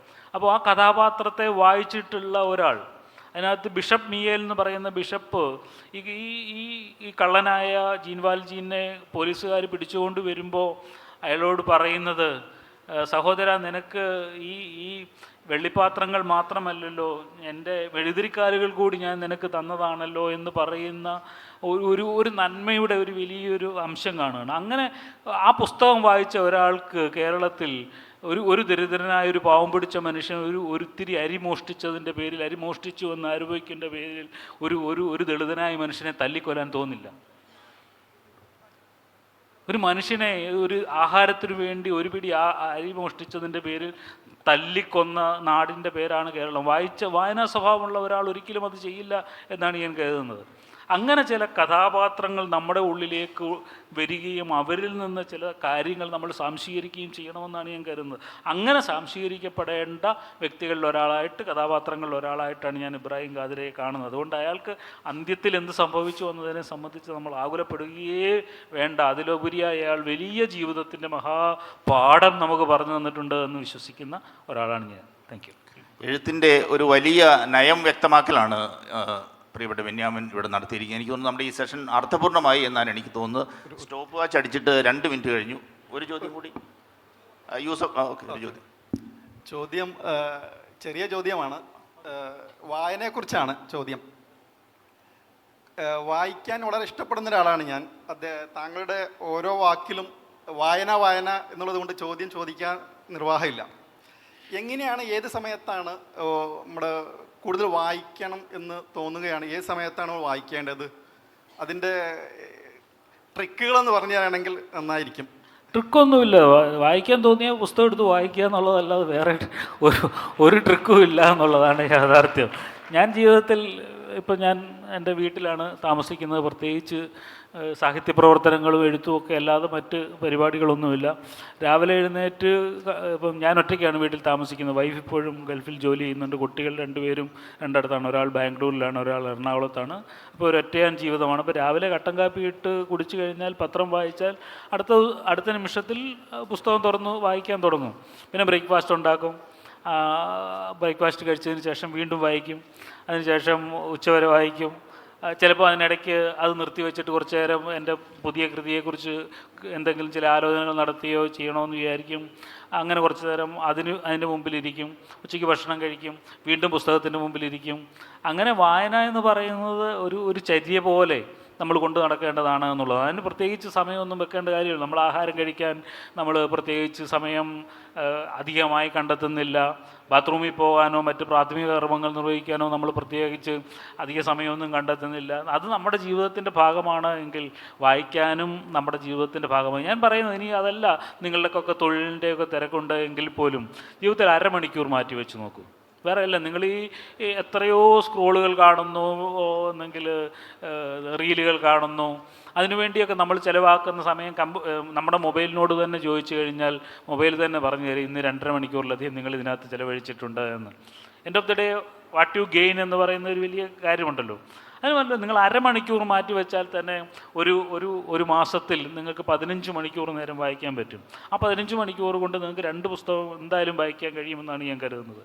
അങ്ങനെയാണെങ്കിൽ നിങ്ങൾക്ക് ഒരു വർഷത്തിൽ ഒരു 10-20 പുസ്തകം നിശ്ചയമായിട്ടും വായിക്കാൻ കഴിയും. 1/2 മണിക്കൂറിൻ്റെ മാറ്റിവെക്കലാണ്, വേറെ ഏതൊന്നും സമയം വേണ്ട. നമ്മൾ ഭക്ഷണം കഴിക്കാൻ പോലും 1.5 മണിക്കൂറിലധികം മാറ്റി വെക്കുന്നുണ്ട് എല്ലാ സമയം കൂടി. അപ്പോൾ ഇത് നമ്മുടെ ജീവിതത്തിൽ വളരെ പ്രധാനപ്പെട്ടതാണ് എന്നൊരു തോന്നലുണ്ടായി കഴിഞ്ഞാൽ പിന്നെ നമുക്ക് സമയം കണ്ടെത്തിക്കൊള്ളും എന്നാണ് ഞാൻ കരുതുന്നത്. അതുകൊണ്ട് വായിക്കാൻ വേണ്ടി പ്രത്യേകിച്ച് സമയം വേണ്ട. നമ്മൾ എവിടെ ഇരുന്നാലും, വണ്ടിയിൽ ഒരാളെ നമ്മൾ കാത്തിരിക്കുകയാണ്, ആ സമയത്ത് വായിക്കാം. വിമാനത്തിൽ യാത്ര ചെയ്യുകയാണ്, ആ സമയത്ത് വായിക്കാം. റെയിൽവേ സ്റ്റേഷനിൽ തീവണ്ടി വരാൻ വേണ്ടി 1 മണിക്കൂർ ഇന്ത്യൻ റെയിൽവേ ലേറ്റായാലും എനിക്കൊരു പ്രശ്നവുമില്ല. ഞാൻ ആ 1 മണിക്കൂർ റെയിൽവേ സ്റ്റേഷനിൽ നിന്ന് വായിക്കും. അപ്പോൾ നമുക്ക് എവിടെ ഇരുന്നും വായിക്കാവുന്ന ഒരു സാഹചര്യമുണ്ട്. ഇപ്പോൾ ആകെ പ്രശ്നം എന്ന് പറയുന്നത്, കാറിൽ യാത്ര ചെയ്യുമ്പോൾ ഒരു 10 വർഷം മുമ്പ് വരെയൊക്കെ വായിക്കുമായിരുന്നു. ഇപ്പോൾ എനിക്ക് വണ്ടി ഇങ്ങനെ ഓസിലേറ്റ് ചെയ്യുന്നത് കൊണ്ട് എനിക്ക് വായിക്കാൻ കഴിയുന്നില്ല എന്നുള്ള ഒറ്റ പ്രശ്നമേ ഉള്ളൂ. അല്ലെങ്കിൽ ട്രെയിനിൽ യാത്രയിലും വിമാനയാത്രയിലും ഒക്കെ എനിക്ക് വായിക്കാൻ കഴിയുന്നുണ്ട്. അതുകൊണ്ട് നമ്മൾ കിട്ടുന്ന കുഞ്ഞു കുഞ്ഞു നിമിഷങ്ങളെ ഒക്കെ വായനയായി മാറ്റി വെച്ചാൽ നമുക്ക് ധാരാളം സമയം വായിക്കാൻ കിട്ടുമെന്നുള്ളതാണ് എനിക്ക് കരുതുന്നത്. റീൽസ് കുറച്ചാൽ തന്നെ വളരെയധികം സമയം കിട്ടും. സാർ ഇവിടെ ഹലോ ഇവിടെ നമുക്ക് ചോദിച്ചിട്ട് സാറിപ്പം ആടുജീവിതം സിനിമയായി, ഇതിനെ തുടർന്ന് ഇപ്പം പല നോവലുകളും സിനിമയായി വരാൻ പോകുന്നുണ്ട്. വിലായത് ബുദ്ധ, KN പ്രശാന്തിൻ്റെ പൊനം എന്ന നോവല് ലാൽ ജോസ് ചെയ്യുന്നു, PV ഷാജികുമാറിൻ്റെ മരണവംശം രാജേഷ് മാധവൻ, റാം കെയർ ഓഫ് ആനന്ദി അധികം സിനിമയായിട്ട് വരുന്നുണ്ട്. ഇപ്പം എഴുത്തിൽ അങ്ങനെ ഒരു സിനിമാറ്റിക് ഇമാജിനറി ഇങ്ങനെ വരുന്നുണ്ടോ? ഈ എഴുത്തുകാർ അതും കൂടി ഭാവിയിലൊരു സിനിമയും കൂടി ചെയ്യാന്നുള്ള ഒരു ഇതിലാണോ? അഖിൽ പി ധർമ്മജ അത് ഓൾറെഡി പറഞ്ഞിട്ടുണ്ട്, ഞാൻ എഴുതുമ്പോൾ തന്നെ അതിലൊരു സിനിമ എനിക്ക് കണ്ടിട്ടുണ്ട് എന്നുള്ളത്. അത് പുതിയ എഴുത്തുകാർ അങ്ങനെ സിനിമയും കൂടി മുന്നിൽ കണ്ടിട്ടാണോ നോവൽ എഴുതുന്നത്? സാർ എന്താണ് അതിന്? സത്യത്തിൽ അത് വളരെ മോശം പ്രവണതയായിട്ടാണ് എനിക്ക് തോന്നുന്നത്. നിങ്ങളുടെ ഇഷ്ടം സാഹിത്യത്തിനോടാണെങ്കിൽ സാഹിത്യത്തിൽ നിലനിൽക്കണം എന്നുള്ളതാണ് എൻ്റെ ഒരു കാഴ്ചപ്പാട്. ഞാൻ ഒരു നോവൽ എഴുതുന്നത് ഇപ്പോൾ പുതിയ കാലത്തെ സാഹിത്യ നിരൂപകന്മാരും സാഹിത്യ പണ്ഡിതന്മാരും പറയുന്ന പ്രധാനപ്പെട്ട കാര്യങ്ങളിലൊന്ന്, സിനിമ ആക്കാൻ കഴിയാത്ത കൃതികളാണ് യഥാർത്ഥത്തിൽ നല്ല സാഹിത്യമായ രീതിയിൽ പറയുന്നത്. ഇപ്പം ബുക്കർ സമ്മാനം കിട്ടുന്ന കൃതികൾ, നോബൽ സമ്മാനം കിട്ടുന്ന കൃതികളൊക്കെ എടുത്ത് പരിശോധിച്ചാൽ നിങ്ങൾക്ക് അറിയാൻ പറ്റും, അതൊന്നും സിനിമയാക്കാൻ പറ്റുന്ന കൃതിയല്ല. ഇപ്പോൾ ഈ ജെന്നിയൻ ബക്കിൻ്റെ കൈറോസ് എന്ന് പറയുന്ന കൃതി എടുത്ത് വായിച്ചു നോക്കുക, അല്ലെങ്കിൽ ജോർജി ഗോസ്പിഡനോവിൻ്റെ ടൈം ഷെൽട്ടർ എന്ന് പറയുന്ന കൃതി, അടുത്ത കാലത്ത് വന്നിട്ടുള്ള ഉഗ്രൻ 2 കൃതികളാണത്. ജോർജി ഗോസ്പിഡനോവിൻ്റെ ടൈം ഷെൽട്ടർ മസ്റ്റായിട്ടും വായിക്കേണ്ട കൃതിയായിട്ടാണ് ഞാൻ നിർദ്ദേശിക്കുന്നത്. വളരെ മനോഹരമായ കൃതിയാണ്. ഇത്തരം കൃതികൾ ഒരിക്കലും സിനിമാറ്റിക് അല്ല, സിനിമ ആക്കാൻ കഴിയില്ല. അപ്പം നിങ്ങളുടെ ലക്ഷ്യം സിനിമയാണെങ്കിൽ നിങ്ങൾ സിനിമ എഴുതിക്കോളൂ, എനിക്ക് യാതൊരു പ്രശ്നവുമില്ല. പക്ഷെ സാഹിത്യത്തിലേക്കുള്ള ചുവടുവെപ്പ്, സാഹിത്യം നിങ്ങൾക്ക് നാളെ സിനിമാക്കാരനാവാൻ വേണ്ടിയാണ് എങ്കിൽ അത് ശരിയായ ഒരു പ്രവണതയായിട്ട് എനിക്ക് തോന്നുന്നില്ല. അപ്പോൾ അത് പക്ഷേ സാഹിത്യമാവുന്ന ഒരു കൃതി ഒരു സംവിധായകൻ വന്നിട്ട് വെല്ലുവിളി പോലെ ഏറ്റെടുത്തിട്ട് ഞാനിത് സിനിമയാക്കാൻ പോകുന്നു എന്ന് പറഞ്ഞാൽ സന്തോഷമുള്ള കാര്യമുള്ളൂ. ഇപ്പോൾ OV വിജയൻ്റെ ഖസാക്കിൻ്റെ ഇതിഹാസം ഒരാൾ ഏറ്റെടുത്തിട്ട് ഞാൻ സിനിമയാക്കാൻ പോകുന്നു എന്ന് പറഞ്ഞാൽ അത് മനോഹരമായൊരു കാര്യമാണ്, അയാളുടെ ഒരു വെല്ലുവിളിയാണ്. ഇപ്പോൾ ദീപക് ശിവരാമൻ്റെ നാടകം വന്നു, ഖസാക്കിൻ്റെ ഇതിഹാസം. നിങ്ങൾ എത്ര പേര് കണ്ടെന്ന് എനിക്ക് അറിഞ്ഞുകൂടാ. ആരെങ്കിലും കണ്ടിട്ടുണ്ടോ? കണ്ടായിരുന്നല്ലോ. എന്തൊരു വ്യത്യസ്തമായ ആവിഷ്കാരമാണത്. ഞാൻ ആ നാടകം കണ്ട് ഞാൻ അത്ഭുതപ്പെട്ടു പോയി. എങ്ങനെയാണ് ഖസാക്കിൻ്റെ ഇതിഹാസത്തെ അദ്ദേഹം ഒരു പുതിയ കാലത്തിൽ, രവി അതിനകത്ത് വളരെ അപ്രസക്തനായ ഒരു കഥാപാത്രമാണ്. പുതിയ കാലത്തിൽ ഖസാക്കിൻ്റെ ഇതിഹാസം വായിക്കുമ്പോൾ ഭയങ്കര രസകരമാണ്. വളരെ റൊമാൻറ്റിക്കായ, പുതിയ കാലത്തിന് ഒട്ടും യോജിക്കാത്തൊരു കഥാപാത്രമാണ് രവി എന്ന് പറയുന്നത്. പക്ഷേ പുതിയ കാലത്ത് അടയാളപ്പെടുത്തേണ്ട ധാരാളം മറ്റ് കഥാപാത്രങ്ങളുണ്ട് ആ നോവലിൽ. അവരെയാണ് ആ നാടകം എംഫസൈസ് ചെയ്യുന്നത്. അങ്ങനെ ആ കൃതിക്ക് മൊത്തത്തിൽ പുതിയൊരു വേർഷൻ ഉണ്ടാക്കിക്കൊണ്ട് ഒരു സംവിധായകൻ വരികയാണെങ്കിൽ നല്ല കാര്യം. അല്ലാതെ നിങ്ങൾക്ക് നാളെ ഇതൊരു സിനിമയാക്കാമെന്ന മോഹത്തോടു കൂടി എഴുതുന്ന നോവലുകളോട് എനിക്ക് വലിയ താല്പര്യമില്ല. നിങ്ങൾ നോവൽ എഴുതുന്നത് നോവൽ വായിക്കപ്പെടാൻ വേണ്ടി ആവണമെന്നാണ് ഞാൻ കരുതുന്നത്. അത്തരം ചെറുപ്പക്കാർ അങ്ങനെ ചെയ്യുന്നുവെങ്കിൽ അത് അവരുടെ താല്പര്യമെന്ന് മാത്രമേ ഞാൻ കാണുന്നുള്ളൂ. നമുക്ക് 1-2 ചോദ്യങ്ങൾ കൂടി ആകാം. ഹലോ സാറേ, ഇവിടെ ആൻഡമാനിൽ നിന്നും ചിറകുള്ള കുതിരപ്പുറത്ത് ഇന്ത്യയിലേക്ക് വന്ന ഒരു ചരിത്രം പറയുന്നു. സർവക്കർ വന്നൊരു കഥയാണ് ചരിത്രം പറയുന്നത്. കന്നഡയിലെ 8ാം ക്ലാസ് പുസ്തകത്തിൽ വന്നൊരു കഥയാണ്. അതേപോലെ തന്നെ കേരളത്തിൽ ചിന്മയ മിഷൻ്റെ നേതൃത്വത്തിൽ ചിന്മയ മിഷൻ സ്കൂളിൽ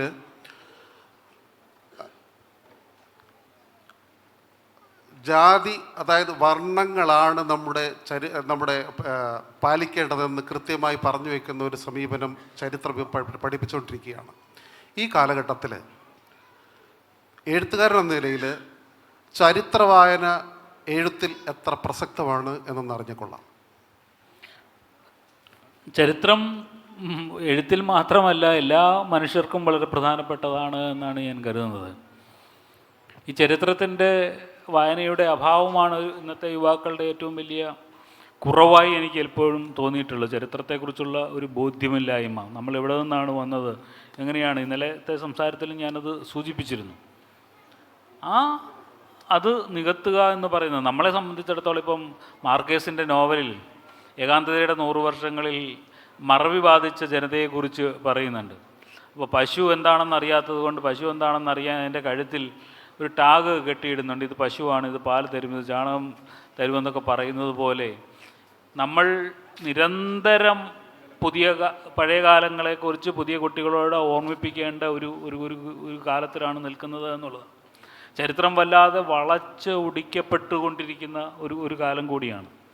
ഞാൻ ഈ കേന്ദ്ര സാഹിത്യ അക്കാദമിയുടെ പരിപാടികളിലൊക്കെ പോകുമ്പോൾ എത്ര തീക്ഷ്ണമായിട്ടാണ് അവർ ചരിത്രത്തെ വളച്ചൊടിച്ച് കൃത്യമായി അവതരിപ്പിക്കപ്പെടുന്നത് എന്ന് കാണുമ്പോൾ നമുക്ക് അത്ഭുതം തോന്നും. അത്രമേൽ പരീക്ഷണങ്ങൾ അവർ ചരിത്രത്തിന്മേൽ നടത്തിക്കൊണ്ടിരിക്കുകയാണ്. വലതുപക്ഷ സംഘപരിവാർ ശക്തികൾ എന്ന തിരിച്ചറിയുമ്പോഴാണ് നമ്മളതിനെ പ്രതിരോധിക്കാൻ വേണ്ടി എന്തുമാത്രം ചരിത്രം പഠിക്കേണ്ടതുണ്ട് എന്ന് മനസ്സിലാവുന്നത്. അത്രമേൽ എന്ന് മാത്രമല്ല പലതരത്തിലുള്ള പഠനങ്ങൾ നടന്നുകൊണ്ട് എനിക്ക് വളരെ അടുത്ത ഒരു വ്യക്തിയോട് കേന്ദ്രത്തിൽ നിന്ന് ഒരാൾ വളരെ ആധികാരികമായി ആവശ്യപ്പെട്ടത്, എത്ര പണം വേണമെങ്കിൽ തരാം, നിങ്ങൾ പക്ഷേ പുരാണങ്ങളിൽ പഠനം നടത്തി. ഇങ്ങനെ പുരാണങ്ങളിലൊക്കെ പഠനം നടത്താൻ മിടുക്കരായ ആൾക്കാരുണ്ടെങ്കിൽ നല്ല സാധ്യതയാണ്. പുരാണങ്ങളിൽ പഠനം നടത്തിയിട്ട് നരേന്ദ്രമോദി കൽക്കിയുടെ അവതാരമാണോ എന്ന് തെളിയിക്കണം, അതിന് പറ്റുന്ന ഒരു തീസിസ് അവതരിപ്പിക്കാൻ പറഞ്ഞുകൊണ്ട് ആവശ്യപ്പെട്ടു. ഇങ്ങനെ പേടിച്ചിട്ട് ഈ രാജ്യം വിട്ടുപോയി. ഇനി ഞാനിവിടെ ജീവിക്കുന്നില്ല, ഞാൻ പോവാണെന്ന് പറഞ്ഞിട്ട് ഇപ്പോൾ വേറൊരു രാജ്യത്ത് പോയി താമസിക്കുകയാണ്. ഞാൻ പറയുന്നത് ഏത് തരത്തിലുള്ള അന്വേഷണങ്ങൾ പഠനങ്ങളൊക്കെയാണ് അവർ നടത്തിക്കൊണ്ടിരിക്കുന്നത്, എങ്ങനെയൊക്കെയാണ് ഇതിനെ ഇങ്ങനെ വളച്ചൊടിക്കാൻ ശ്രമിക്കുന്നത് എന്ന് മനസ്സിലാക്കുമ്പോഴാണ് നമ്മൾ എന്തുമാത്രം ചരിത്ര ബോധവാന്മാരാവണം ഇതിനെ പിടിച്ചു നിൽക്കാൻ. കാരണം നമുക്കറിയാം സോഷ്യൽ മീഡിയയിൽ വരുന്ന ഓരോ സന്ദർഭങ്ങളും നമ്മൾ പോലും തെറ്റിദ്ധരിക്കും. നമുക്ക് തന്നെ ബോധ്യമില്ലാത്ത കാര്യങ്ങൾ ശരിയാണല്ലോ, ഇതിങ്ങനെ ആയിരിക്കുമെന്ന് തെറ്റിദ്ധരിക്കുന്ന ഒരു കാലത്ത് നമ്മൾ ചരിത്രബോധമുള്ളവരാകും. അത് എഴുത്തിന് മാത്രമല്ല, എഴുത്തുകാർക്ക് മാത്രമല്ല, ഇന്ത്യയിലെ ഓരോ പൗരന്മാരും ചരിത്രബോധമുള്ളവരായി തീരുക എന്നത് വളരെ പ്രധാനപ്പെട്ട ഒന്നായിട്ടാണ് ഞാൻ കാണുന്നത്. ചരിത്രം നല്ല നിലയിൽ ബെന്യാമിൻ്റെ നോവലിലൂടെ കടന്നു വരുന്നുണ്ട്. നമുക്കറിയാം മാന്തളിർ എന്ന ഒരു ദേശത്തെ ബെന്യാമിൻ സൃഷ്ടിച്ച് അതിൻ്റെ ഒരു 20 വർഷങ്ങളുടെ ഒരു കാലഗണന വെച്ചുകൊണ്ട് ഒരു 4 നോവലുകളുടെ ഒരു പണിപ്പുര, 4 നോവലിൽ 2 നോവൽ വന്നു കഴിഞ്ഞു. അക്കപ്പോരിൻ്റെ 20 നസ്രാണി വർഷങ്ങളൊപ്പം മാന്തളിലെ 20 കമ്മ്യൂണിസ്റ്റ് വർഷങ്ങൾ, ഈ 2 നോവലുകൾ വന്നു. അപ്പം മാന്തളിൽ നിന്നുള്ള ആരെങ്കിലും ഉണ്ടെങ്കിൽ, പന്തളം പ്രദേശത്തുള്ള ഉണ്ടെങ്കിൽ പ്രത്യേകമായ വ്യക്തിപരമായ ചോദ്യം ചോദിക്കാവുന്നതാണ്. സാറിൻ്റെ ചോദ്യം നമുക്ക് അവസാനിപ്പിക്കേണ്ടതുണ്ട്, ചുരുക്കി ചോദിച്ചു. ആടുജീവിതം ഒറ്റയിരിപ്പിന് വായിച്ച കൃതിയാണ്. പക്ഷേ സത്യം പറഞ്ഞാൽ എന്നെ കൂടുതൽ ആകർഷിച്ചത് മഞ്ഞവെയിൽ മരണങ്ങളാണ്. അത് എനിക്ക് തോന്നുന്നത് സാറിൻ്റെ കൃതികളിൽ കൂടുതൽ പൊളിറ്റിക്കലായിട്ടുള്ളതും മഞ്ഞവെയിൽ മരണങ്ങളാണെന്നാണ് തോന്നുന്നത്. ഒരു ഏറ്റുമുട്ടൽ കൊലപാതകത്തിൻ്റെ സ്റ്റൈലിലാണ് ക്രിസ്റ്റി അന്തർപേർ എന്ന് പറയുന്ന കഥാപാത്രം. അവൻ കോഫി ഹൗസിലിരിക്കുമ്പം, ഞാൻ കഥ പറയാൻ വേണ്ടിയിട്ടല്ല, അപ്പം കോഫി ഹൗസിലിരിക്കുന്ന സമയത്ത് കൂടെ പഠിച്ച ഒരു സുഹൃത്ത് ആണെന്ന് അത് പിന്നീടാണ് മനസ്സിലാവുന്നത്, കൊല്ലപ്പെടുകയും അത് പോലീസിൽ റിപ്പോർട്ട് ചെയ്തപ്പം അവിടുന്ന് സ്റ്റേറ്റ് ഡിപ്പാർട്ട്മെൻറ്റ് അവർ പറയുന്നത് അത് പിന്നെ ഒരു സാധാരണ ഹൃദയസ്തംഭനം മൂലമുള്ള ഒരു മരണമാണെന്നും, പിന്നെ അത് വളരെ രസകരമായിട്ട് ബെന്യാമിൻ എന്ന് പറയുന്ന ഒരു നോവലിസ്റ്റിനോട് ഇദ്ദേഹം നോവലിൻ്റെ രൂപത്തിൽ ചാപ്റ്ററുകളായി ഇങ്ങനെ അയച്ചു കൊടുത്തുകൊണ്ട് ഇങ്ങനെ മുന്നോട്ട് പോകുന്ന നോവലാണ്. പക്ഷേ അവസാനം എനിക്ക് തോന്നുന്ന ആ കഥയിൽ എന്തോ കുറച്ചും കൂടി പറയാൻ ബാക്കിയുണ്ടെന്നാണ്. അത്രയേ ഉള്ളൂ. അത് പറയാത്തത് ആ നോവൽ നിങ്ങളുടെ ഉള്ളിൽ നിലനിൽക്കാൻ വേണ്ടിയാണ്. എല്ലാം പറഞ്ഞു കഴിഞ്ഞാൽ പിന്നീട് ആ നോവലിനെ സംബന്ധിച്ച് ഒരു ചോദ്യം നിങ്ങളുടെ ഉള്ളിൽ അവശേഷിക്കില്ല എന്നുള്ളതാണ്. അപ്പോൾ ഞാൻ ഈ ആദ്യമായിട്ട് കഥകൾ എഴുതുന്ന സമയത്ത് ഗൾഫിലാണല്ലോ, ഗൾഫിൽ നിന്ന് കഥകൾ വാരികകളിലേക്ക് അയച്ചു കൊടുക്കും. അപ്പോൾ അന്നത്തെ ഈ പത്രാധിപന്മാരൊക്കെ വളരെ സ്നേഹമുള്ളവരായിരുന്നതുകൊണ്ട് ചെല്ലുന്നതിനേക്കാൾ വേഗത്തിൽ തിരിച്ച് സ്റ്റാമ്പ് ഒട്ടിച്ച് അവരത് ഗൾഫിലേക്ക് തിരിച്ച് അയച്ചു തരും, ഈ കഥ പ്രസിദ്ധീകരണ യോഗ്യമല്ല എന്ന് പറഞ്ഞുകൊണ്ട്. അപ്പോൾ അങ്ങനെ തിരിച്ചു വന്ന കഥകളുടെ കൂട്ടത്തിൽ ഒരു കത്തുമുണ്ടായിരുന്നു. ആ കത്ത് എഴുതിയത് മലയാളത്തിലെ പ്രിയപ്പെട്ട എഴുത്തുകാരൻ സി രാധാകൃഷ്ണൻ സാറായിരുന്നു. അദ്ദേഹം അന്ന് ഭാഷാഭൂഷണിയുടെ എഡിറ്ററാണ്. ആ കത്തിൽ എഴുതിയിരുന്നത്, പ്രിയപ്പെട്ട ബെന്യാമിൻ, ഞങ്ങളുടെ കഥ കിട്ടി, നിർഭാഗ്യവശാൽ അത് ഇവിടെ പ്രസിദ്ധീകരിക്കാൻ സാധ്യമല്ല, പക്ഷേ നിങ്ങളുടെ ഉള്ളിൽ ഒരു കഥാകാരനുണ്ട് എന്ന് അറിയുന്നു. അടുത്ത വരിയാണ് എനിക്ക് ഭയങ്കരമായി ഇഷ്ടപ്പെട്ടത്. എല്ലാ കഥകൾക്കുള്ളിലും പറയപ്പെടാത്ത ഒരു കഥ ഒളിച്ചിരിക്കണം. അതാണ് കഥയെഴുത്തിൻ്റെ ഏറ്റവും വലിയ രഹസ്യം എന്ന് പറയുന്നത്. എല്ലാ കഥകൾക്കുള്ളിലും പറയപ്പെടാത്ത ഒരു കഥ ഒളിച്ചിരിക്കണം. നിങ്ങൾ കഥ പറഞ്ഞു കഴിയുമ്പോൾ അതിനുള്ളിൽ പിന്നീട് വായനക്കാരൻ ആലോചിച്ച് തുടങ്ങാനൊരു കഥ ബാക്കി ഉണ്ടാവണം എന്നിടത്താണ് കഥയുടെ ഒരു ഒരു ഒരു ഒരു രഹസ്യം എന്ന് പറയുന്നത്. ഇബ്രാഹിം ഖാദരിക്ക് എന്തു പറ്റി എന്ന് പറഞ്ഞു കഴിഞ്ഞാൽ പിന്നീട് നിങ്ങളുടെ ഉള്ളിൽ അതൊരു കൗതുകമായോ ഒരു അന്വേഷണമായോ അവശേഷിക്കില്ല എന്നുള്ളതാണ്. ക്രിസ്റ്റി അന്തപ്പേറിന് എന്തു പറ്റി എന്ന് വേണമെങ്കിൽ അടുത്ത ഒരു 2 പേജ് കൂടി പറഞ്ഞുകൊണ്ട് എനിക്ക് അവശേഷിപ്പിക്കാം, അല്ലെങ്കിൽ സെന്തിലിനെ ആരാണ് കൊന്നത് എന്ന് വേണമെങ്കിൽ പറയാം. പക്ഷേ അത് പറയാതിരിക്കുകയും അതെന്താണ് എന്ന ഒരു അന്വേഷണം നിങ്ങളുടെ ഉള്ളിൽ ഉണ്ടാവുകയും ചെയ്യുമ്പോഴാണ് ആ കഥ നിങ്ങളോടൊപ്പം ജീവിക്കുന്നത് എന്നാണ് ഞാൻ കരുതുന്നത്. അതിലുപരിയായി പൊളിറ്റിക്കലി ചിന്തിക്കുമ്പോൾ നമ്മുടെ മുമ്പിൽ നിന്ന് കാണാതെ പോകുന്ന എത്രയോ ക്രിസ്റ്റി എൻട്രപ്രനറുമാർ നമ്മുടെ മുമ്പിൽ ഉണ്ടാവുകയാണ്. അനുനിമിഷം സംഭവിച്ചു കൊണ്ടിരിക്കുകയാണ്. എത്രയോ ചെറുപ്പക്കാർ അകാരണമായ അല്ലെങ്കിൽ ഉത്തരം കിട്ടാത്ത ചോദ്യങ്ങളാൽ കൊല്ലപ്പെടുന്ന ഒരു കാലത്ത് അത്തരത്തിലുള്ള പൊളിറ്റിക്കൽ ചോദ്യങ്ങളിലേക്ക് കൂടി അത് പോകുമ്പോഴാണ് ഒരു പക്ഷേ ആ നോവൽ അത്തരത്തിലുള്ള ഒരു വായനയിലേക്ക് എത്തുന്നതെന്ന് എനിക്ക് തോന്നുന്നു. അതുകൊണ്ട് അപൂർണമായി ആ നോവൽ അവസാനിപ്പിച്ചത് അത് അപൂർണമായിരിക്കണമെന്ന ഉറച്ച ബോധ്യത്തിൽ നിന്നാണ് ആ നോവൽ ഇപ്പോഴും താങ്കളെ ഹോണ്ട് ചെയ്യുന്നുണ്ടെങ്കിൽ അതിൻ്റെ കാരണം ആ അപൂർണത തന്നെയാണ് എന്നാണ് ഞാൻ വിചാരിക്കുന്നത്. തീർച്ചയായും ഒരു സാഹിത്യ സൃഷ്ടിയും എഴുത്തുകാരനും കാലത്തെ അതിജീവിക്കുന്നത് അത് വായനക്കാരനിൽ അതിൻ്റെ തുടർച്ചകൾ സൃഷ്ടിക്കുമ്പോഴാണ്. തീർച്ചയായും ബെന്യാമിൻ്റെ കഥാപാത്രങ്ങൾ നമ്മളെല്ലാം ജീവിക്കട്ടെ, നമ്മളിൽ ആ കഥാപാത്രങ്ങളെക്കുറിച്ചുള്ള നമ്മുടെ ചിന്തകൾ വളരട്ടെ എന്ന് നമുക്ക് പ്രത്യാശിക്കാം. ഒപ്പം ഒരുപാട് ഇനിയും എഴുതാൻ ഒരുപാട് ബാക്കി വെച്ചിട്ടുള്ള എഴുത്തുകാരനാണ്. ഇനിയും ഒരുപാട് നല്ല സൃഷ്ടികൾ തന്ന് പ്രവാസ ലോകത്തിന് അഭിമാനിക്കാവുന്ന എഴുത്തുകാരനായി ഇനിയും അങ്ങ് ഉയർന്നു നിൽക്കട്ടെ എന്ന് ആശംസിക്കുന്നു. ഒപ്പം രോഗഗ്രസ്തമായ ബാല്യത്തിൽ ഒരു സ്വപ്നത്തിലോട്ട് വീണു പോയതാണ്. ആ സ്വപ്നത്തിൽ നിന്ന് ഞാൻ കാണുന്ന സ്വപ്നങ്ങളാണ് എൻ്റെ എഴുത്തുകൾ. എന്നെ ആ സ്വപ്നത്തിൽ നിന്ന് ഉണർത്തരുതേ എന്നൊരു പ്രാർത്ഥന അങ്ങ് എഴുതിയിട്ടുണ്ട്. അപ്പോൾ ആ സ്വപ്നങ്ങളിൽ തന്നെ അഭിരമിക്കുക, സ്വപ്നങ്ങളിൽ നിന്ന് ഞങ്ങൾക്ക് വായിക്കാൻ ഉത്കൃഷ്ടമായ കൃതികൾ തരിക. പ്രിയപ്പെട്ട എഴുത്തുകാരന് ഒരുപാട് നന്ദി, സ്നേഹം.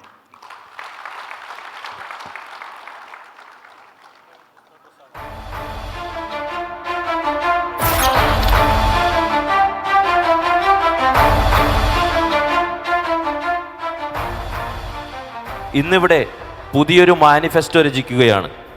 മരച്ചൂടിൻ്റെ പൊള്ളലിൽ സഹനങ്ങളുടെ ലേപനം കുഴച്ച് രൂപപ്പെടുന്ന പൊള്ളുന്ന അക്ഷരങ്ങളാൽ നിർമ്മിച്ച മാനിഫെസ്റ്റോ. അന്യരിലേക്ക് പടരുന്ന മാനവികതയോടുള്ള അചഞ്ചലമായ ഐക്യപ്പെടൽ.